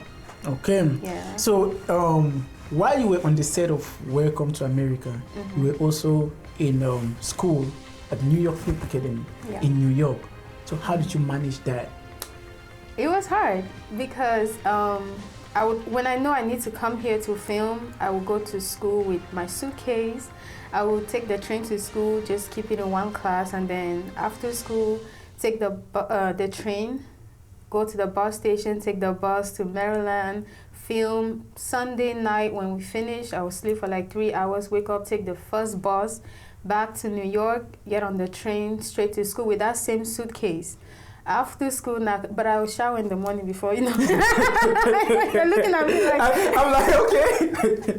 That's good. Yeah. And I'll go, you know, I would just go back to school with that same suitcase after school and then go home. It was hard, but it was definitely worth it. Yeah, that is passion, ladies and gentlemen. Yeah. You see, follow your passion. She knows what she wanted and she went to get it. You're a go-getter, like I said. Okay, Lylies, tell me, what was your experience with an award-winning director like Elvis Efamba on the set of Welcome to America? Initially, I was nervous, right? Because that was my first film outside of school. So I was like, this is not my teacher anymore. This is a director. And you know, we have this image in our head about film directors. They're supposed to be tough, and they're doing all of this. So day one, I was nervous. I got on set, I was like, you know, I was a little shaky. Ryan was closer to Elvis, so he was like, relax. But when we started filming, I saw him more as someone who's trying to help bring out that passion that he saw inside of me, that talent that he saw inside of me. He was trying to bring it out. So once I realized that, I stopped being nervous, and you know, and that's how my acting started becoming more natural. And also, Elvis, he's a teacher. If you're willing to learn, he will teach you all day. It doesn't matter how long it's gonna take to get a scene done. He wants you to understand your role. He wants you to understand what's going on, the scenes, the angles, the camera, the light, the that. So it was a really, really nice first experience. It was my first director outside of school, so that's something I won't forget. Yeah. Exactly. So if you are familiar with Elvis, you know this word. Let's take one for safety. One for safety. Always. Oh, this is something Elvis taught me. You never do just one scene. It doesn't matter. I mean, one shot, one take. It doesn't matter how good it was. You always take a safety one. Always. Yeah, one for safety. One for safety. Yeah. And no matter how tired you are, he'll be like, we got to shoot this. Yeah, we can take one more, and then we'll go to lunch. One more. Okay, so after Welcome to America, you did your own movie. What inspired you to do Once Upon a Wish? Well, I feel like when I went to New York, I thought when I'm done with school, automatically I'll be the new Genevieve Nganso, and it wasn't going as planned. It was not going as planned. Nobody was picking my high to the DMV. So I had to create that for myself. You know what I'm saying? My celebrity status with Welcome to America ended after the premiere. It ended at the premiere. So after the premiere, I'm like, hello, I'm still here. And wait. After the premiere was really great because you had family, friends. Oh yeah, my entire village in the DMV was here. Yes. Yeah, everybody was shouting Lylies, you know what I'm saying? And you did very good. Thank you. Yeah. So after that, I was looking out, I thought, because, there were film directors there, they came, they spoke to me, very promising. But then after that, I'm like, what's going on? Nobody was calling. I was greeting them every day on Facebook. So I realized, you have to create that future for yourself. And that's how Once Upon a Wish came about. I wrote it myself. And I was finally bold enough to try and put people together for us to film, and which is very important because it was not the best film in the world, I can tell you that, but I gained a little bit more respect as an actress, and some people are even crazy enough, they're calling me producer, but it was great, yeah. So what are some of the challenges you face, as an actress in our community, in the African community? Being female, obviously the industry is being run by uncles. And sometimes you have to smile with them, and I'm not necessarily always in the mood to smile. You know what I mean by smile? I have to be I'm not like that. If my spirit does not agree with you, that's just what it is. And also, I feel like we are a very divided community. Everybody's doing their own thing. If you're not in a clique, then you're kind of like left out there to do your own thing. If I'm filming and you don't have a role in my film, then you can't come out and help me. And so when I was filming Once Upon a Wish, it was literally, thank God for my actors. Everyone was just coming together and helping out. But so the challenges is, being a woman, that's always a thing, especially when they don't see a man around you. And then just the community being completely divided, so it's great to like have a team and things like that. And when you don't have that, and to have that, you have to have done something for people to recognize this is a filmmaker or this is that. So that's, those are some of the challenges that I face. Yeah, I understand. It is not easy, but that didn't stop you, right? Yeah. It didn't break you. Nope. You kept going. So viewers out there, don't let your challenges break you. That's what I'm saying? Just like Lily here, she didn't let her challenges break her. So just keep going. I know you're going through tough times, okay? But think of Lily, think of her story, and don't give up. Keep going. Lylies Asakwa, a professional and passionate actress who graduated from the New York Film Academy and has featured in award-winning movies like Welcome to America and many more. To book Lylies Asakwa for your film projects, contact her on Facebook or Instagram, #Lylies Asakwa. Now, let me ask you this personal question. When it comes to dating, do you think that women should have a checklist? A checklist? Yeah, like, is he supposed to be tall? Is he supposed to have maybe $200,000 in his bank account, his own house, car? No, the checklist that women. Don't you have a checklist? I have preferences, but some things are more important than others. You know what I'm saying? It's not, we have preferences, but you have to also know that the guy or the guys that are talking to you, they also have a checklist. So make sure you meet the list of, if you're going to require a guy to have a house, do you have a house? You don't? Okay. So my checklist is not necessarily material things. It's like character and, things like that. It's funny. So to you, right, in your best opinion, at what point should a lady say yes? When a guy is like asking you, at what point do you think it's time for you to say yes? They don't even ask anymore. They just assume. You're so beautiful, you don't ask anymore. They don't ask any. No, like, you know how before, you guys would go on a couple dates and then they're like, oh, will you be my girlfriend? No. If they have taken you out, paid for your lunch and TGI Friday, you're their girlfriend. Like, they don't ask and wait for an answer anymore. Okay. All right, no problem. Guys, you better start asking. Let's go the old school way. They need to ask. I mean, I've been in relationships I didn't even know I was in. Let me stop. All right, no problem. At the African King Show, we bring to you the juice. Okay, this is a vibe we bring to you. All right, we are still with Lylies Asakwa. And then, what will you say to a young lady out there watching you right now, who is inspired by your story and wants to be like you? It's doable, very doable. I think that the most important thing, when you have the passion, nothing can stop you. When you have the passion, you can overcome a lot of things. I've been to film sets where we reach, heaven bear me witness, we pay for our own makeup to be I'm not joking.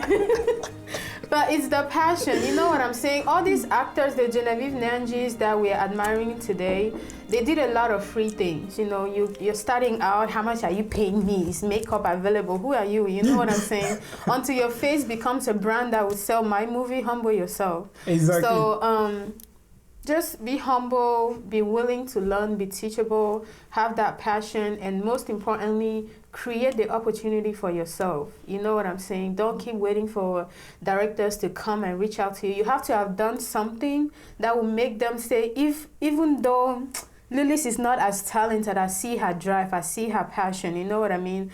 Like your passion and your drive and your humility is going to take you places your talent will never take you. Yeah. So, yeah. Wow. So, please, if you're watching right now, viewers out there, you heard from Lily, okay? Just follow your dream, follow your passion, and stay humble. It's very, very important. Stay humble until your face becomes a brand. So, do you have any projects coming up? I mean, projects are always coming up, man. It's just a matter of when the next stimulus will reach us so we can shoot. So you're waiting on stimulus? I've been checking There's another stimulus coming so we can start planning. No, but for real, I do have a couple things coming up. I'm just trying to get it together because one of my biggest issues with Once Upon a Wish is that I was too eager to shoot. I gave myself a timeline. This needs to be done by this time. And even though I knew the finances were not there, I did not want to move my date. So a lot of the issues that we face could have been prevented if we had the budget. You know what I'm saying? If I could have been able to hire more help on set versus run, fix the table, come back, fix my wig, and then sit down, try to remember the lines. You know what I'm saying? So the people that are watching, they are judging what they are seeing on screen. You know what I'm saying? They don't care if you were able to do your makeup or if you were the set design, the script writer, and you were holding the boom. They don't care about that. They want a good film. So I want to make sure that I have budget, I have things. It's okay to use what you have at that time, but the kind of stories that I want to tell, and I need money. So I'm waiting for stimulus check. Waiting for the president. I hope the president Joe Biden. I hope he's hearing me. Lylies is waiting on you. He's holding me. I should have been in Hollywood by now, waiting for him. Okay, all right, Lylies. So have you ever been on any set, right? Or probably went to any premiere, and then you were disappointed by the end product, what you saw? Okay, so I honestly, if that pause, yeah. If you asked me that before I attempted to shoot my own film, the response would be different. But once you shoot your own project, it will humble you because it's very easy to go to a premiere, watch a film. Wow, the pen is not even touching the paper, or this. It's easier to spot mistakes when you're watching from the outside, right? But after doing my own film, I have newfound respect for anybody that carries a camera. You know what I'm saying? It's a lot of work. So I wouldn't necessarily say, I think in the beginning, I just thought these premieres, I had high expectations. I was brand new to the industry. I didn't know a thing, The more premieres I attended, I started realizing that all of us in the DMV were just struggling. So to make it, I haven't necessarily been entirely disappointed. I do, however, feel like we are in a place where we should be doing better with our films. We should be paying more attention. Like I said, I've watched movies where someone is writing and the pen is not even touching the paper, and acting is doing just write something. So, and we watch that in post-production and we miss things like that. You know what I'm saying? Yeah. so some things like that are disappointing, but like I said, it's a lot of work, especially you don't know what that film producer or director went through shooting that, because I was watching from the outside. So it's easy to spot those mistakes. So, yeah. So have you ever been on set, and like you were disappointed? You felt so embarrassed and you don't want to shoot no more? I'm going to tell you. Yes, I have. So I went on the set. The first day I went, I couldn't shoot my entire scene because my partner was not available. So the director was like, we'll just reschedule for you to come back, and that was fine. So the day that I was supposed to go back, for one, he did not tell me I was supposed to come back that day, but I was going for another set. I decided to just take my same outfit just in case. So I went to this other set. He called me, told me, what's up? Like, why are you not here yet? I'm like, you didn't tell me we're filming today. He's like, no, you gotta come. We are here. We are waiting for you. The entire team. It's 9 of us here waiting for you. And I'm like, okay. So I told the girl I was with, I was like, I'm sorry, I just have to go there and shoot real quick. It's just one scene and I'll be done. I'll be right back. I got there, touched the door is locked. I'm like, is this not where we were shooting last time? And then I'm calling, no answering. I was there for 2 hours. You know me, I'm always on time. I was there 2 hours, nowhere to be found. He just kept texting saying, I'm coming. So after 2 hours, I left.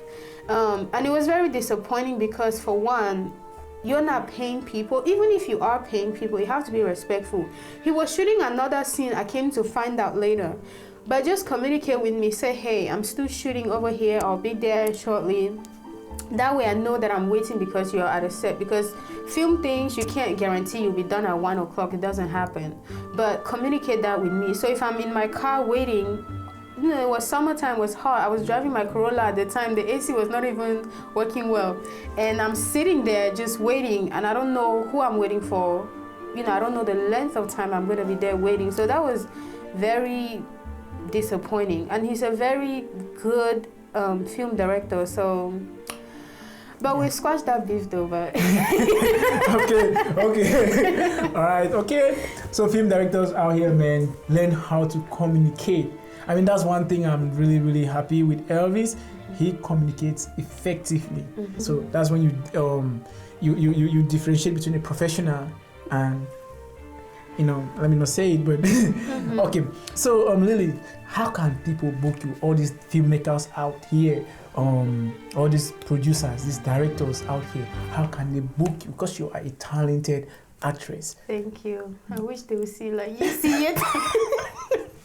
Man, I want the gram, you know what I'm saying? You want the gram? Instagram. You get it? Yeah, on Instagram. Okay, I thought you said the Grammy, that you want to win the Grammy. Oh no, I mean, we're not there yet, but almost. I'm right there, pretty close. But Instagram, Facebook, Lylies, Asakwa, you know what I'm saying? They can hit you up, then you can let me know. Sure. Hit the African King up. Yeah. I will book you up there. Because in the African King show, we bring to you the best. So if you want the best, hit me up. Exactly. That's right. Yeah, King show. It was nice having you, sorry. Thank you so much. You carried me away. Like, the show was so sweet, so you carried me away and got me confused. Thank you. It was an honor to finally visit the palace. Oh, man. Alrighty. I'm so happy to have you. Yeah. It's been a long time. We came a long way. And I'm very proud of you, to be honest, because I remember when we first spoke on Facebook and then attended the premiere, you have achieved so much. Welcome to America. Yeah. So you have done so much for yourself in such a short period of time. I'm like, damn, I gotta catch up, man. Did they give you a double stimulus? But I'm really proud of you, to be honest. So Elvis Efamba is my stimulus. He gives my stimulus. Yeah, I'm thank really you proud so of much. you. Keep going, man. Thank you so much. Yeah. That's a pleasure. When you love what you do, all you need to do is just keep doing it. Yeah. No matter the obstacles, we all face challenges, but those challenges don't stop us from getting there. And when you have people like Elvis who really see that passion in you and help you to get it, it's a blessing. Yeah. Absolutely. So I say I'm blessed. Amen. Amen. Okay, ladies and gentlemen, without too much waste of time, we have Lylies Asakwa. You see me smiling and have fun. So stay blessed. It's the African King Show. Remember, there is greatness in every second. We think positively, stay positively. I remain Alex Emoh, aka the proudly African King.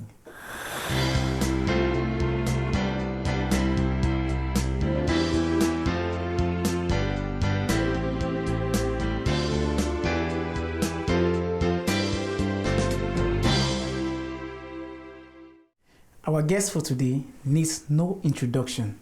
He made the news after graduating as the first African-American valedictorian in his school with a GPA of 5.3, beating a 92 years record ever since the school was created. He is a motivational speaker, a philanthropist, whom through his association or foundation, a lot of kids in Africa's lives are being touched. He is a talented basketball player who plays in college on a full ride scholarship. Welcome to the African King Show. I'm your host, Alex Emoh, aka the proudly African King.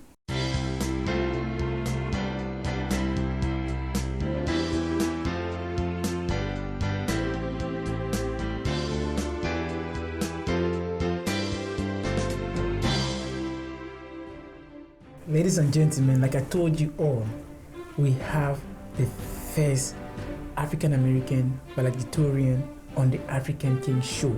Without wasting of time, let's present to you Bryan Warah. Bryan, welcome to the African King Show. Thank you. Bryan, you're not just a talented basketball player, you are a motivational speaker. You're very, very intelligent. You graduated with a GPA of 5.3, making you the first African-American valedictorian to beat a 92 years record. How do you feel about that? It's definitely just a blessing, very humbling, and I always give all glory to God first and foremost.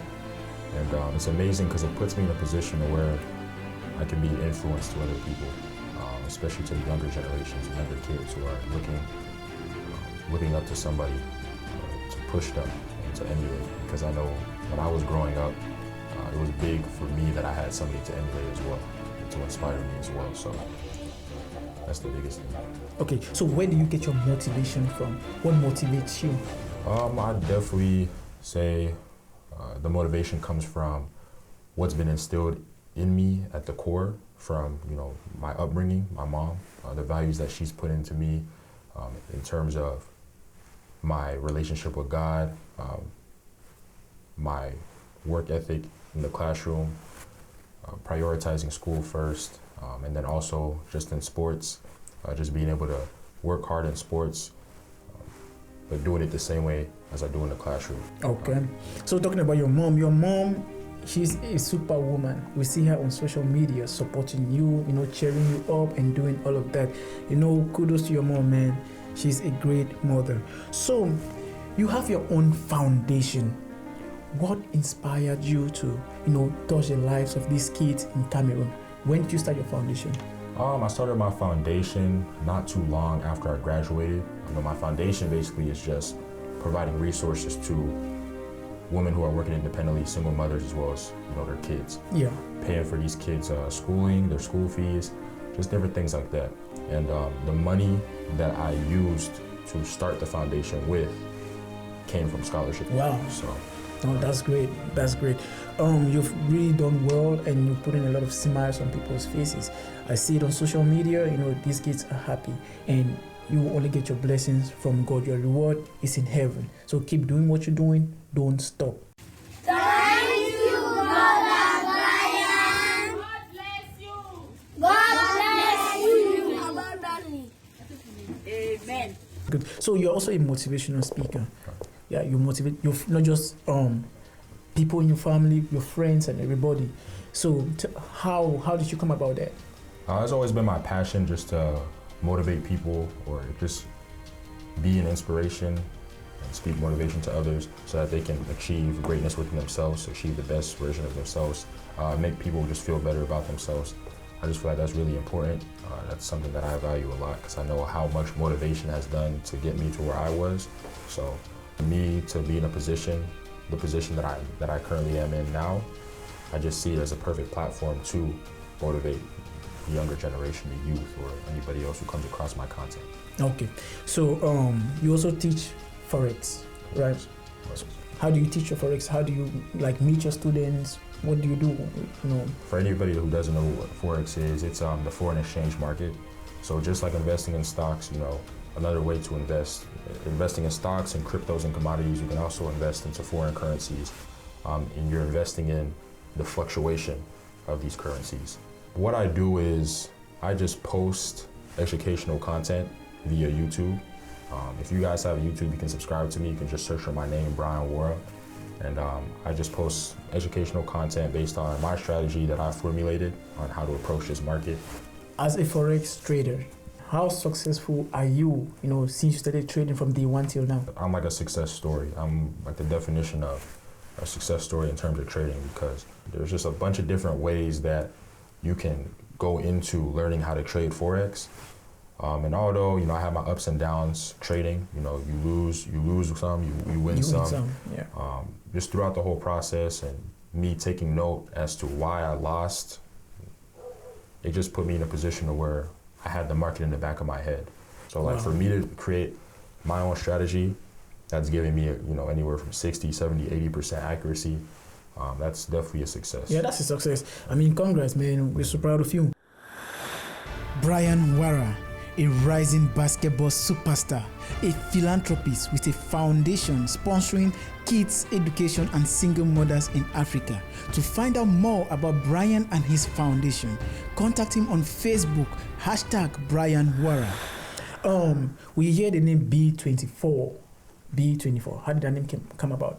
B24 came from basically my high school jersey number, which is number 24. Oh, okay. And the number 24 was inspired to me by Kobe Bryant. Rest in peace to Kobe Bryant. When my basketball journey started, I came into school not playing a lot, not getting a lot of minutes, which a lot of people were just looking down on me. I was just kind of the underdog.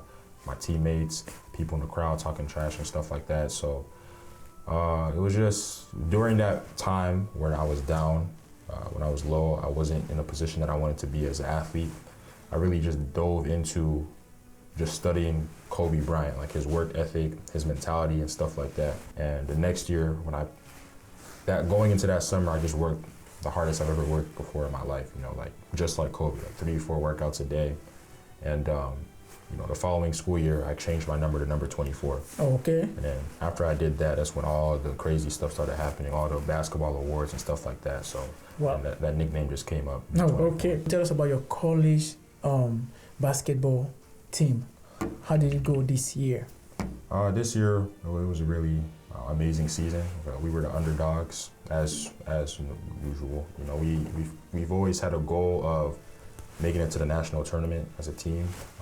And I think in the past 6 or 7 years of my coach's career at our university, he came up short. First to do that this year, especially with all the adversity coming into the season, with it, coming off of COVID season, stuff like that. A lot of players on my team struggling and being challenged with different complications with COVID. But for us to go through all of that, still come into the season, perform the way we did, and beat teams that were ranked, very high in the nation when we weren't expected to do so, and then to win our conference championship, which was the first time done in my college's history, which I don't know how far back that goes. Rebound, he's around.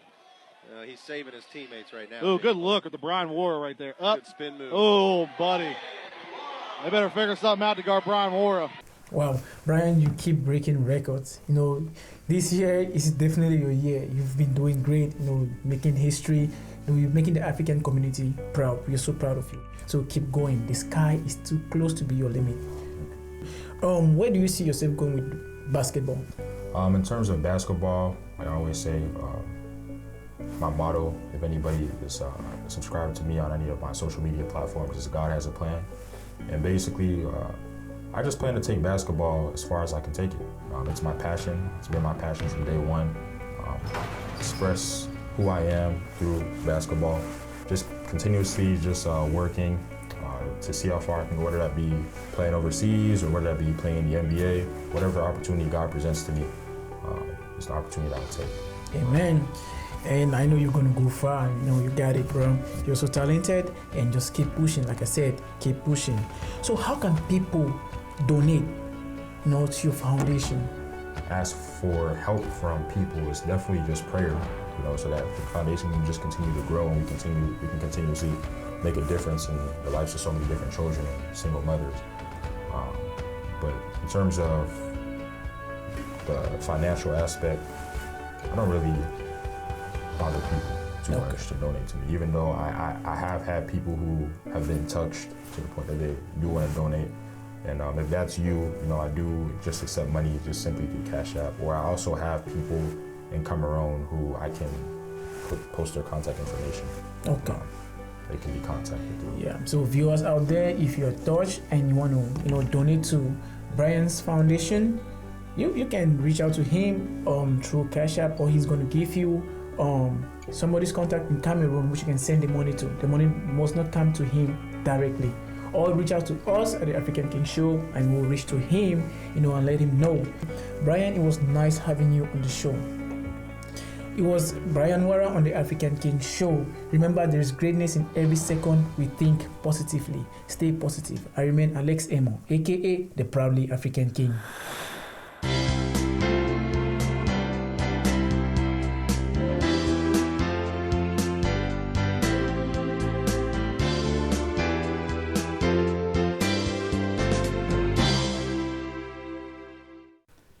Our guest for today is a legendary actor, producer, scriptwriter who has won multiple national and international awards.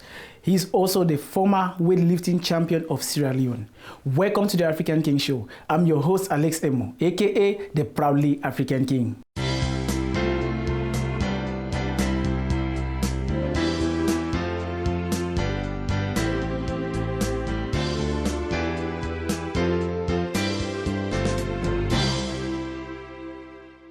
Ladies and gentlemen, I told you all I have the legendary actor with me in the studio.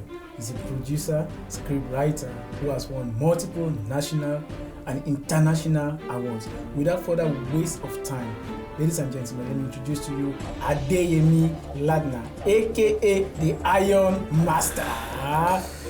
Thank Welcome, you so my much. Thank you for having me, bro. I appreciate it. In the UFC, that's how they introduce it. The Iron Master. First of all, bro, you look so good, man. Look at your watch, gold watch, So it's like gold versus silver. Yeah, it's I'm on the silver side, so earrings, bling, bling. necklace. I know. Yeah, we got this, brother. I know. Yep. Okay, we are representing Africa. And Indeed. you're doing a very, very good job in promoting, putting Sierra Leone on the map. You're a talented actor, producer, script writer. So tell me, you also have a background in weightlifting. Tell us more about that. Well, around 1996, one day, we have a backyard. We sometimes sit down, chill with friends, and we have a road there. People just come and pass by because sometimes they came from the gym, so huge guys passing by. We just admire these guys. Say, wow, these guys are so big. So I say, what, I'm going to be like these guys one day. So my friends start laughing. Come on, oh no, it's not possible. I say anything is possible. Funnily one day, I say, what? Watching Schwarzenegger, all those stuff, watching some gymming stuff. I say, I want to start jogging, start doing jogging, all those stuff. Then I say, what? Almost few months back, I say, I started doing my training. Then, the way they train in Africa, overseas, all those stuff, after you finish training, you have to drink eggs, all those stuff, I start following those routines, those stuff, in Africa, most of our guys, after they finish training, let's go to the cookery shop, buy some rice, So for me, I said, no, I want to do something different. I try to be one of the best in the country. And that landed you the name, the Iron Master. Well, the reason they said Iron Master is, when I go to competition, we have squatting, you have bench press, you have clean and jack, you have snatch and clean and jack, you have deadlift, different type of competition. So I try to involve in all. So if you do all that, so you can become a master. So that's why they say Iron Master. So wow. I'll get a lot of certificates, won a lot of titles. Wow, that's good. What made you, leave weightlifting and get into acting? Well, I have cinemas. When I was coming up, I love movies. I love watching movies so bad. So in my home, I have like video clubs, cinemas. I've been busy in this movie thing. I think around like going 99, 2000, 2001, something like that. I can't remember the specific year. We have one of our producers in our country called Noir. It's a film producer. He had some professional filmmakers to make a movie in my country called Bible Goes to War, which is our origin story about one of our warriors called Bible. So they plan to make the movie with some of the Hollywood stars like Genevieve, Nexji, Emoh, Oli Jacob. They brought all those guys. That's a lot of budget to make that kind of movie, you understand it? So it's not a bad idea to bring them, but for me, when we watched the movie, after they finished, put all the project together, I watched the movie because it was huge, because they are popular at that time. Everybody wanted to see them. We do not have the taste of our story, for me, we have an argument to some of my friends. You know what? I say, for me, if it was me, I'm going to find people to train, because it's an origin story. You don't need to use popular faces. You need to use people that you can train. Bible is a very skinny guy to account in our story. In our origin story, he's a very skinny guy. But Oli Jacob is a huge, big guy. It's not much. So I said, for me, we should have used some of our own guys there, train them before spend thousands of dollars to get this guy on board. For me, it's a flop. So we having that argument. I say, you know what? I'm going to make a movie on it, because I'm very good at analyzing movie with my friends. We know how to analyze about movie. When movie come out, we know how to know the error. So we're good at it. How many movies have you done so far from the first project you did till now? I've done almost like, I think, 15 movies, but I've produced around 10 movies. Okay. Mm-hmm. Wow. That's a big one. That's the money, because you're the producer. That's the money. Well, I can't say money yet for right now, because I have the passion of the game. Okay. I believe by time we'll see the benefits. For now we are trying to, especially in my country, Sierra Leone, we are trying so hard to develop the movie industry. Yeah. So we need to sacrifice. Sacrifice a lot. To get people attention. Hey, this is good. This is what we are doing. Yeah. So it's not really easy. Adeyemi, aka the Iron Master, a filmmaker who has produced 10 movies and featured in 15. To find out about his upcoming premiere and purchase tickets for the movie titled The Good Wife, contact him on Facebook and Instagram, #Adeyemi Lardner. What are some of the challenges that you face as a producer and an actor in your community? Well, especially to produce a movie is not easy. We really need to raise the money by ourselves without no sponsorship, nothing. One of the things again, the community is the only way I believe the community is helping, especially on we want to do a movie premiere, all those stuff. We encourage people to come to see what we are doing on premieres. I'm talking about one of the movie I did called The Princess. Yeah. I worked with one of a Cameroonian lady called Stephanie. Okay. Stephanie Mbeanong. Yeah, we produced the movie together because of the community around the Cameroonian community.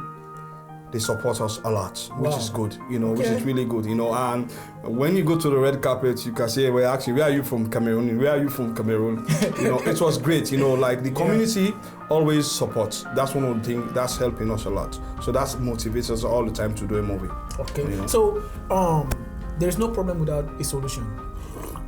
With your experience in the community, because you've produced more than about 10 films and you've featured in more than 15 films, what do you think can be the solution to these problems?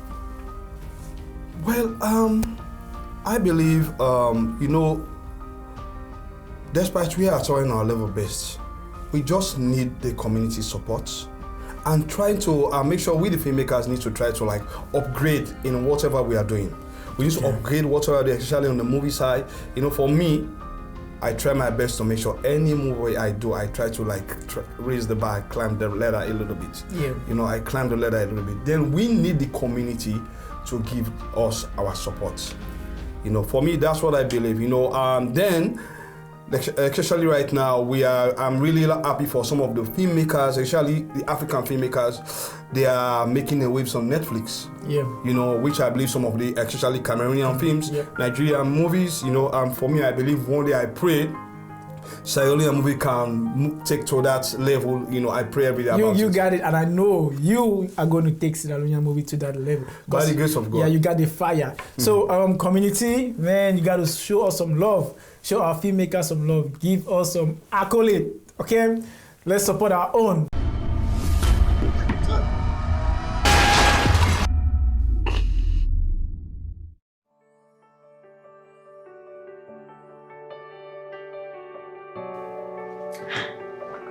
Welcome, baby. What's going on here? It's our 10-year wedding anniversary. So what? Huh? So what?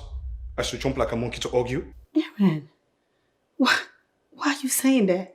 Did you put poison in the food? It smells like poison. What?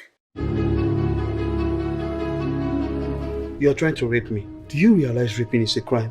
And you can go to jail? You're not serious. Do you see me laughing?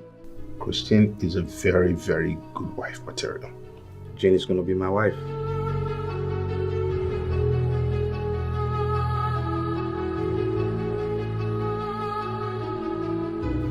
Your husband got engaged a few weeks ago. Our divorce papers. Read it and sign it. This is the same lady who went through a whole lot for you when you had nothing, literally nothing. You've been cheating on me. Mortgage years. You still have rights to the house. Aaron is still your husband.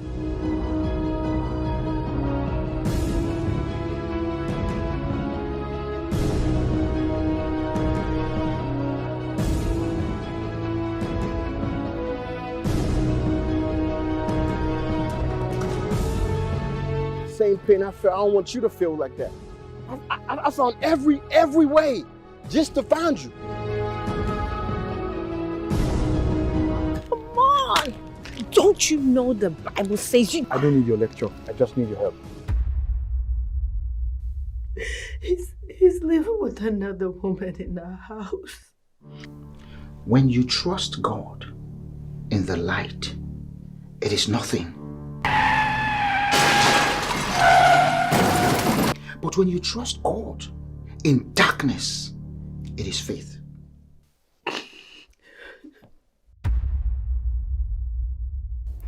True love never fades, unless it was a lie. With patience, you understand the virtue of true love. If it's real, why did you choose me then? What is going on in here? Instead of praying for him, you're here arguing about love quotations. Pathetic.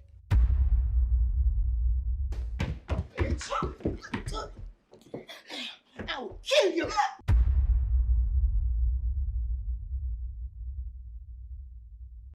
So what advice are you going to give a young boy out there who is watching the Iron Master and wants to become like you?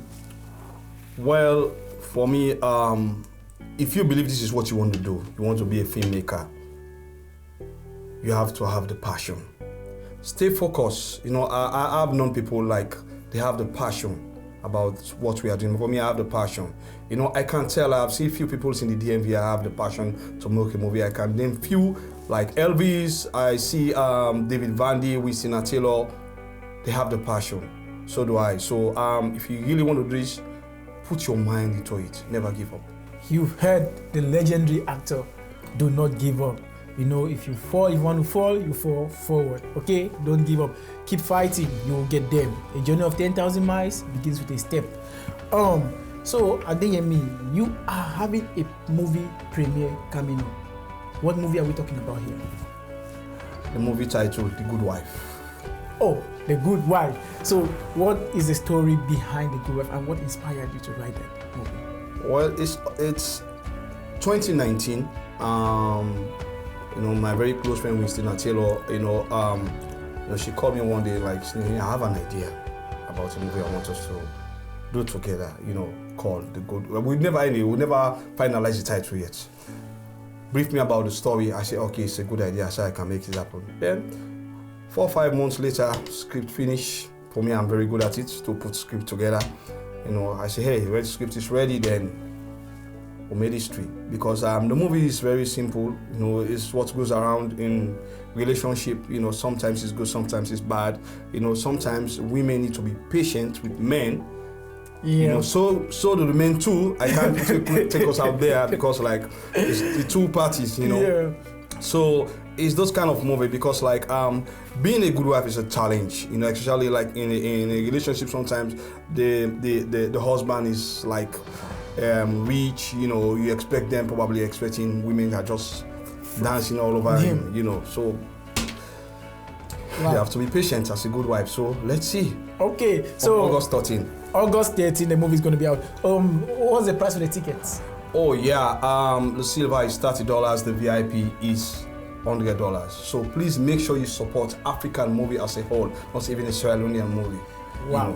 You know, yeah. Okay, you've heard it. $30, $100 if you want to be a VIP. Where can they get these tickets? Where can they purchase the tickets? You can contact me on Facebook. You contact me on my number 240-495-4334, or you contact 240-696-9595, and you contact me on Facebook, Instagram. Then I'll give you more information. Okay, that's good. Please, ladies, you want to be a good wife, you want to support, you want to have this beautiful home. You know what I'm saying? Grab your ticket now. Delay is dangerous. The African King is going to be there. So please, let's support African movies. Adeyemi, it was nice having you on the African King show.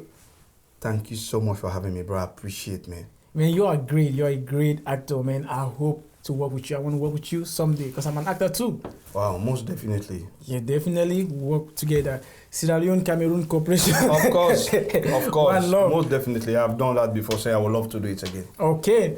So, ladies and gentlemen, we had a legendary actor in the studio. Remember, there is greatness in every second we think positively. Stay positive. I remain your host, Alex Emoh, aka the Proudly African King. Indeed.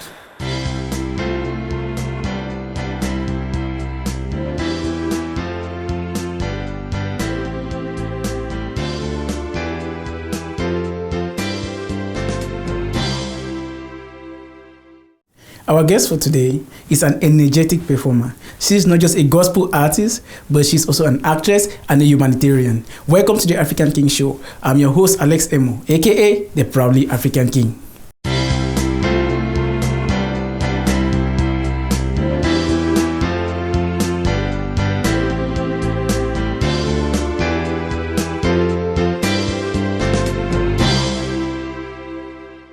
Ladies and gentlemen, like I told you, I have an energetic performer with me in the studio.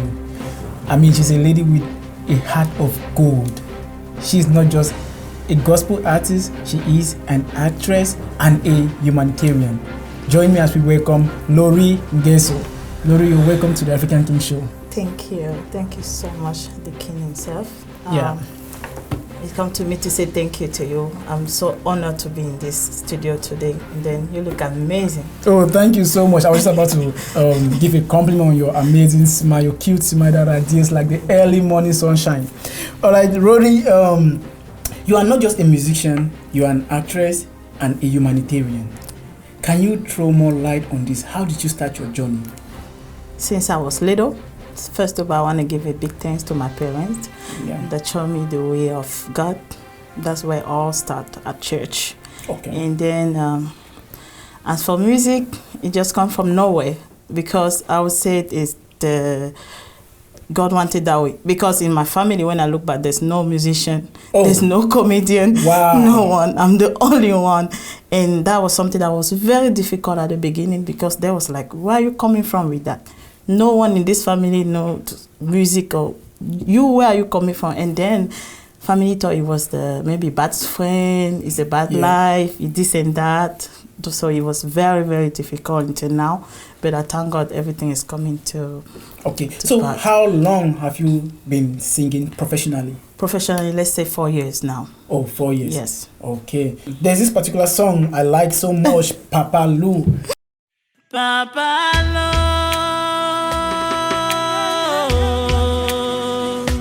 You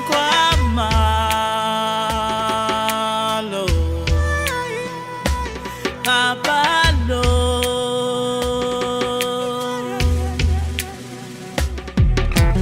Chapeyon zale, chapeyon ba malamola.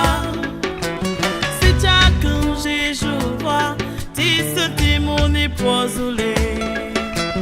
Ma diabi dia, qu'on est pour poigner bien de pcha. Comme les quand j'ai joie ton grand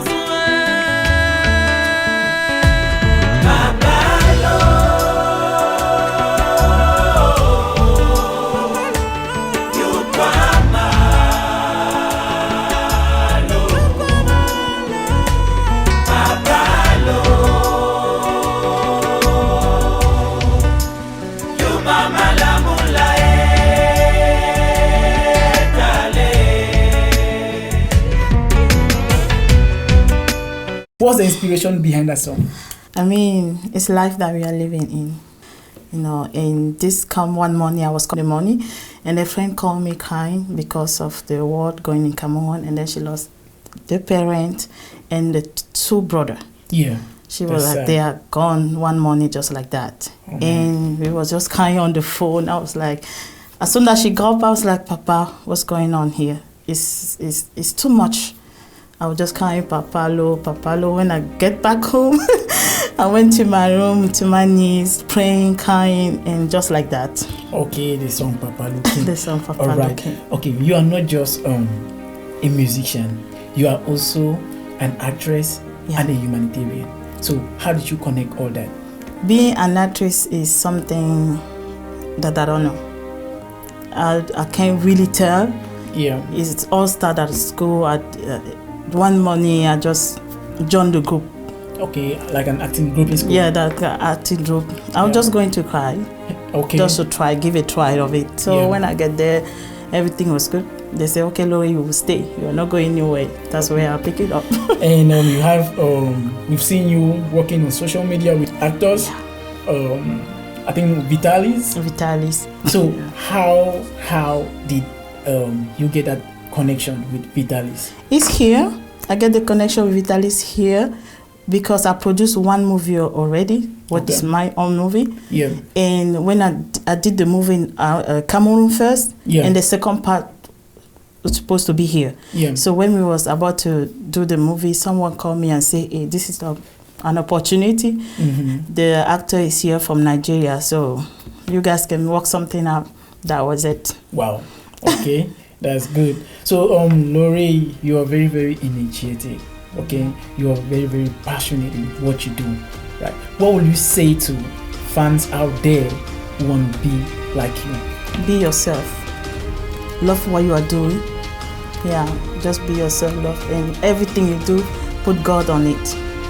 So, Laury, what are some of the challenges you face as a female gospel artist in our community? It's a lot. First, I'm a female, like you said. So, and there's something you need to know. I don't have a manager. I don't have a producer. I produce myself. I'm managing myself. Wow. So that is very difficult.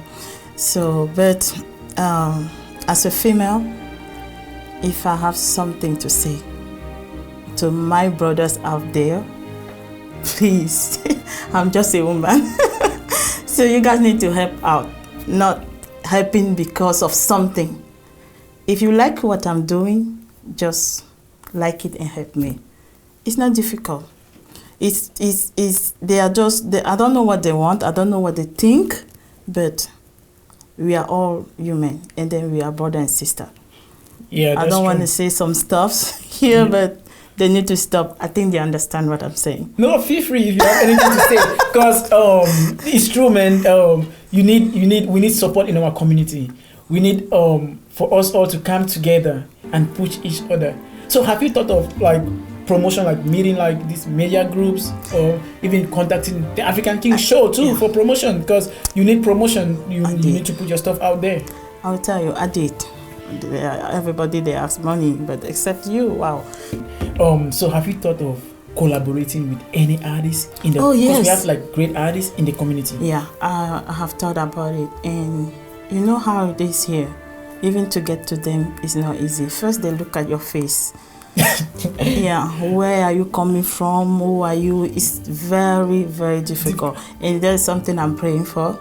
And I'm trying. I don't know how to get there. Maybe you will help me. I've been trying. Yeah, that's what I was about to ask you. Like, how did you cope? You know what I'm saying? You being from a French background, you break through. I mean, with English and everything, you sing in English and in French. How did you do all that?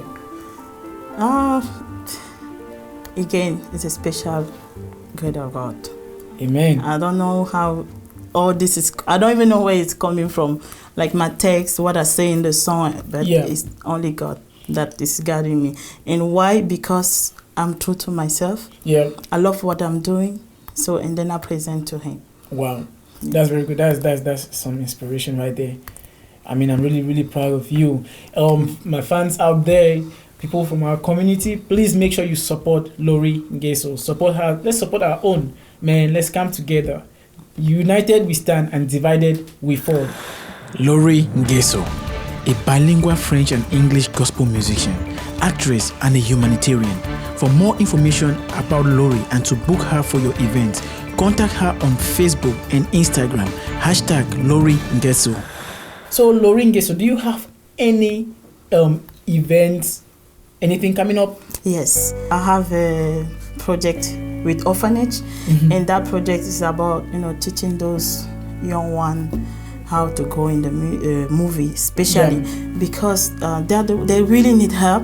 And I know in Cameroon the industry is not yet what we really want or expect. Yep. So we are trying to put them in already. Okay. And trying to teach them small, like song, how to hold a camera, how to do this and that. Okay. Yeah. That's good. And you do all this by yourself? By myself. You're strong. Yes. I'm so no proud support. of you. I try to send some project to people to support me. Everybody's talking about Corona. It's so difficult. So I'm working 24 hours to make that happen. Yes, especially those children. Wow. Children are my best friend. And for them, I will do everything. I see why God keeps blessing you. Yeah. So, Laury, we see you performing in big events in town. You know what I'm saying? So, how do people book you? How can people book you for any performance? For any performance, you can just call 201-326-9114. And yes, you can also call the African King. Sure, I'll put you through. Or you can go through my page, Facebook, Laury Nganso, and send me a messenger or whatever. So viewers out there, check out my girl Laury Nganso. Show some love, support her. Laury, it was nice having you on the show. Thank you so much. Thank you for having me. Okay. Thank you for all your people.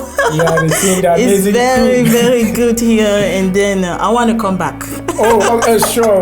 Remember, our website too is coming up, and by the grace of God, everything will be up soon, so they can book. Anybody wants to come on the show, they can book us directly. So don't forget, we do video production, pictures, events, anything that you want. The African King can cover it. So viewers out there, we had our international artist, who is also a great performer, a philanthropist, and an actress, Laury Nganso. We had fun in the studio. Hope you learned something from Laury Nganso. And then I remain your humble host, Alex Emoh, aka the Proudly African King.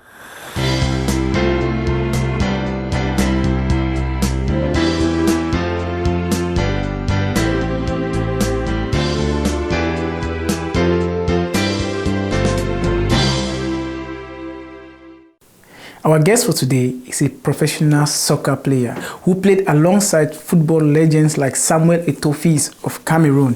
He also represented the Guinea national team in the African Cup of Nations, but his love and passion for music drove him to become the baddest DJ in town. Welcome to the African King Show. I'm your host, Alex Emoh, aka the Proudly African King.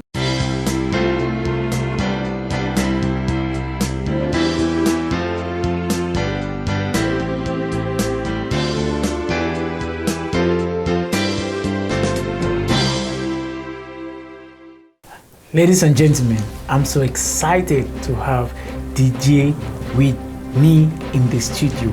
I told you he's a professional soccer player who played alongside legends like Samuel Eto'o, represented the national team of Guinea in the African Nations Cup. Ladies and gentlemen, without further waste of time, let's welcome DJ Savio. DJ Savio, welcome to the African King Show. Thank you, boy. Yeah. So, DJ, a lot of people don't know that you are a professional soccer player. So, can you throw more light on that? When did you start playing soccer professionally? First, in the first place, I started playing soccer when I was 9 years. Okay. That was back home, Cameroon. So, after then, I was in the football school, trying to manage the life. Yeah. So 9 years, 10, 15, 20 years.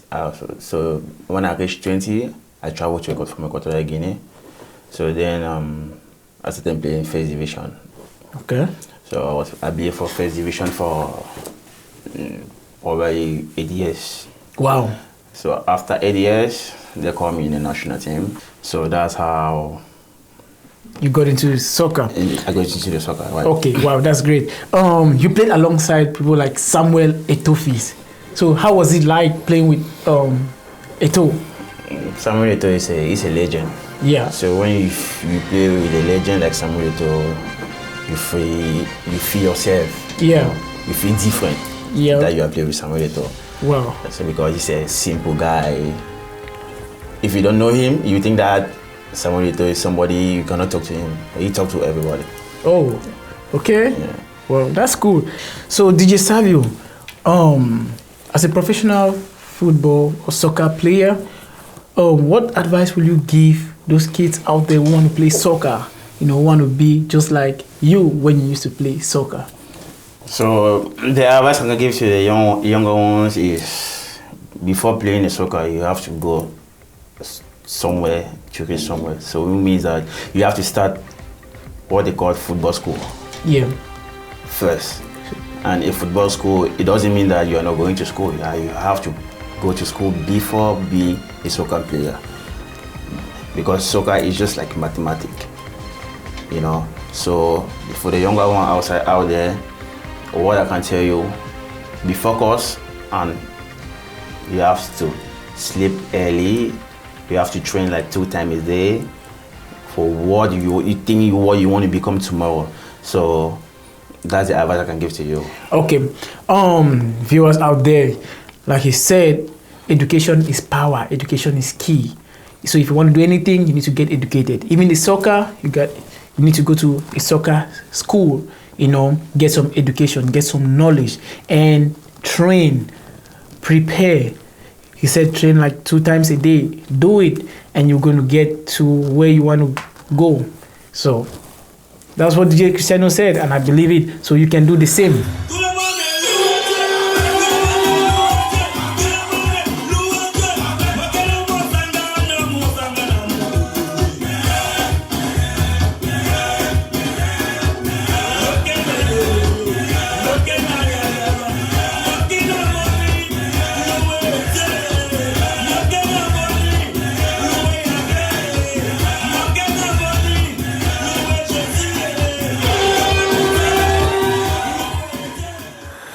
You are a successful soccer player. How did the music come about?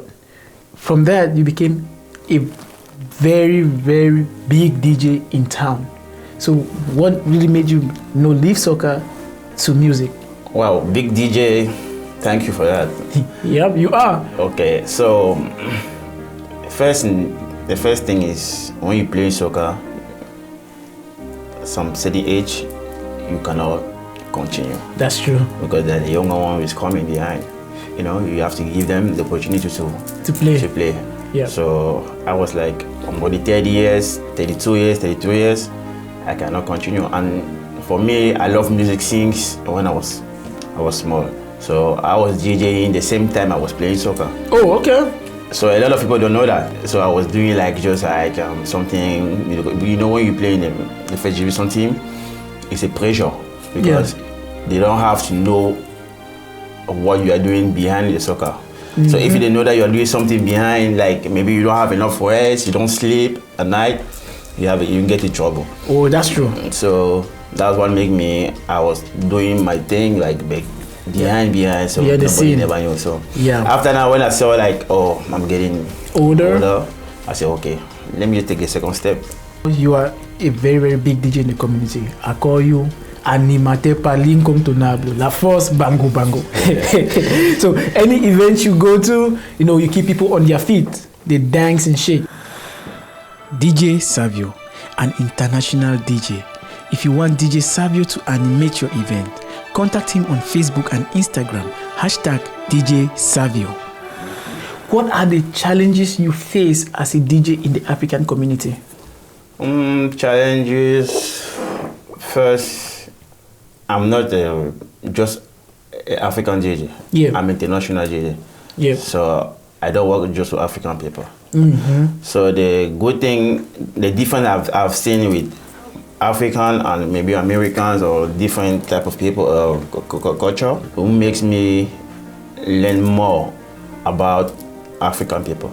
So my African brothers, for them, they don't take what you do for granted. For real, they don't take what you do for granted, but they don't want to pay you and how the American people will pay you or another culture will pay you. So that's the thing with African people. So for me, that's why I see we African people who don't like ourselves, because if you call me for Savio, I have a wedding, I say, okay, you give me $1,000. You say, but no, bring that thing for $400. You don't want me to grow. You see? You don't want me to grow, because if you want me to grow, you say, okay, you say $1,000, I'll pay you like $800. That won't make sense. But now I'm going to say American man, he called me, I have my wedding, 1.5. He will not argue me. So we'll talk, we'll make a contract. There we go. You deliver. So, I mean, our African brothers, man, they use this particular code, my brother. My brother, so when they want to use you, they say, my brother, now we. So that's the mentality we have. So my African people out there, please let's learn to support our talents. You know what I'm saying? So we all can eat, we all can grow. Okay? So DJ Savio, do you have any events like you're working on currently? For now, no, but I have any project. So how do you think DJs can give back to the community? What ways do you think DJs can give back to the community, like impact the community? For me to be a DJ is just to be yourself and focus on what you are doing, and be humble yourself, because they have a lot of DJ outside there. They are good. I didn't say that they are not good, but they don't humble themselves. You need to humble yourself to be in a community that people will like you. What you are doing, and you have to love it. You have to feel what you are doing. So, what would you like to say to this kid out there watching you right now? Who loves what you do. They see you on social media, probably they go to where you DJ your events. They're like, damn, I love the way he makes the music. I love the way he makes people dance, and I want to be like him, right? What do you say to that kid who wants to be like you? If you want to do something, concentrate and listen for what, maybe if you have a coach, what the coach is telling you to do. It's not just about playing music. It's look where you are going and what you are doing. Make sure that what you are doing, people have to like it. So viewers out there, so just focus on what you're doing. If you have a trainer, a coach, or whatsoever, listen to what they tell you. Okay, follow their advice.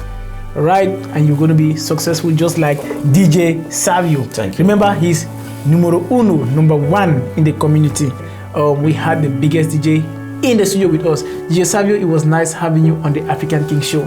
Thank you, boss. Okay. It's a pleasure to be here today. All right. Viewers out there, remember, it's still DJ Savio Cristino on the African King Show. There is greatness in every second we think positively. Stay positive. I remain Emoh, aka the proudly African King.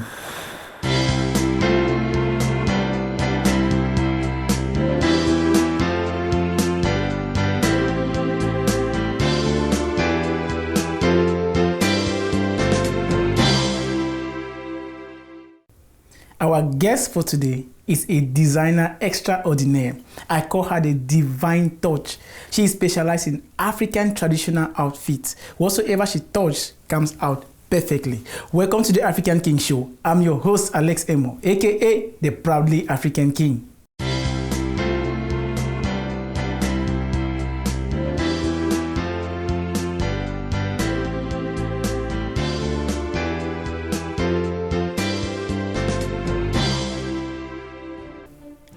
Ladies and gentlemen, I told you all I have a designer extraordinaire in the house with me.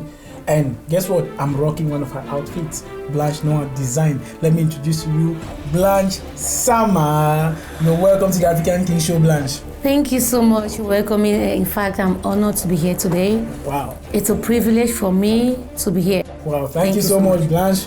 We are honored to have you here. I mean, Blanche, you are doing an amazing job in the community. Your craft is amazing. It's really great. Okay, how did you become a designer? Sewing has been my thing ever since I was a little girl.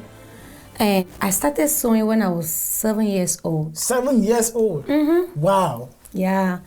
My dad, which is of blessed memory right now, was a tailor in those days. And at a certain age, I decided that I should make this a career to myself. Wow, that's good. Mm-hmm. So you created Blanche Noir Designs. Yes. So how long has this business been operating? I can say for 6 months today. Wow. Okay. Mm-hmm. So how is it going so far? First of all, I want to appreciate God because it is only by His grace. Yeah. I have people that knows me because I have done work for them, you see. So God has been helping me to know more people like you, Alex. Amen. Amen. Yeah. I'm an angel. I know. Yeah. Yeah. Okay, that's good, Blanche. So you specialize in African traditional outfits, right? Yes. So what inspires you to do the different, because you have different designs, how do you get your inspiration? The way I get my inspiration is at night. That's why I work at night. Wow. Because at night is when I have the inspiration to work, to think of designs that I have to make. It's only at night. Okay. So fans out there, what you already know is Blanche sews the clothes by herself. Like all the outfits, the fabric you see, she sews them. So if you want a customized outfit for your wedding, anything, contact Blanche Noir Designs. That's the name you should be looking for. Yep. So Blanche, you're doing a very, very wonderful job. I love your designs. And look at the way you dress today. Like a princess. Thank you so much. Yeah. I love African design because it looks so beautiful on me. And not only on me, on my friends out the families. Because they always give me feedback like, oh, I love your outfit. I was so good in it. And that's so, Blanche, are you open to teach people this? Because this is a craft. Are you open to teach people? Of course, yes. I am willing to teach a lot of people. Young girls who want to know this job, I want to teach them. I want them to know and become like me. What are some of the challenges you face as a designer in our community? Some of the challenges that I face are like staying up at work just to satisfy my clients. You see, it's not easy. Those are the challenges. And then it's frustrating to see a client will come and like pressurizing you to do this like. My African people. You know them. Okay, guys, now you need time, right? If you place your order, give them some time to do a perfect job, okay? So maybe you have a wedding tomorrow and you cannot just go and place an order for a customized outfit. Nah. So plan your wedding, your events ahead of time so that you will have enough time to design something for you. Blanche Noir Designs, a designer extraordinaire. If you need customized African traditional outfits for your weddings or any special events, contact Blanche Noir Designs on Facebook, Instagram, and Snapchat. #Blanche Noir Designs. Blanche, like I said, you're doing a very, very good job. Thank do you have any events coming up? For now, none. Oh, okay. Yeah. I saw on social media that you designed like traditional outfits for traditional weddings, like the brides and the bridesmaid and stuff. Do you do for the groom too? Yes. Oh, wow. That's good. So how do you do that? Do they consult you? They can call me on my number 240-790-2862, or you contact me on Snapchat, Blanche Noir Design, or my IG, Blanche Noir Design. Oh, she's already giving the information. So if you want a beautiful outfit, you want to look like a king and a queen, you know what number to call. You know what name to look for. Oh, yes. Blanche Noir Design is a key. So what will you say to a young girl out there who is, who loves what you do and want to be just like Blanche Noir? Okay. First of all, I just want to tell any little girl that wants to join my business, I want you to understand, 1, it's challenging. 2, it's competitive. And another thing is you need to be submissive to your clients. You need determination, passion to do all these things. If you don't have it, forget about it. That's all I have to tell them. You need determination. Passion is the key word. Passion. So Blanche, you mentioned to me earlier that you are single and searching. So when it comes to relationships, are you open to date out of the African community, like an interracial relationship? When we talk about relationship, I can date anywhere, but the thing is it the right person? So what I do is, if I see any man I like, I go to God in prayers. Okay, so what are the things you're looking for in a man? Like, what are some of the qualities you want? Someone who fears God. Okay. Yeah. You must be a prayer warrior.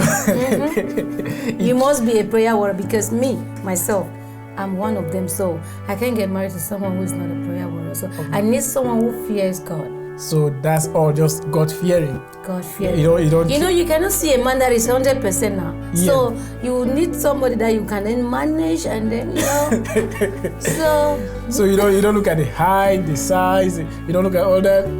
It doesn't matter. Oh wow. Okay. Yeah. Okay. That's cool. So is there any advice you want to give your fans, followers out there who look up to you? Oh, wow. I just want to tell my fans, my friends, my families who have been so supportive to me, I just want to tell them that I love them. Wow. They should keep up. Wow, I love you too. I love you. All right, guys. Oh, all my single guys out there, it choke because I have a queen, an African queen in the house. Oh my God. A hard-working lady. If you know that you are equal to the task, hit me up or hit her up. All right, she's ready. Oh, Blanche, it was nice having you on the show. Thank you so much, Alex. Thank you very much for hosting me here. I appreciate everything. Amen. Thank you. Amen. I want to thank your team for everything. Wow, it's the best team in the world. We are the best. Okay, like I said, remember there is greatness in every second. We think positively, stay positive. I remain Alex Emoh, aka the Proudly African King.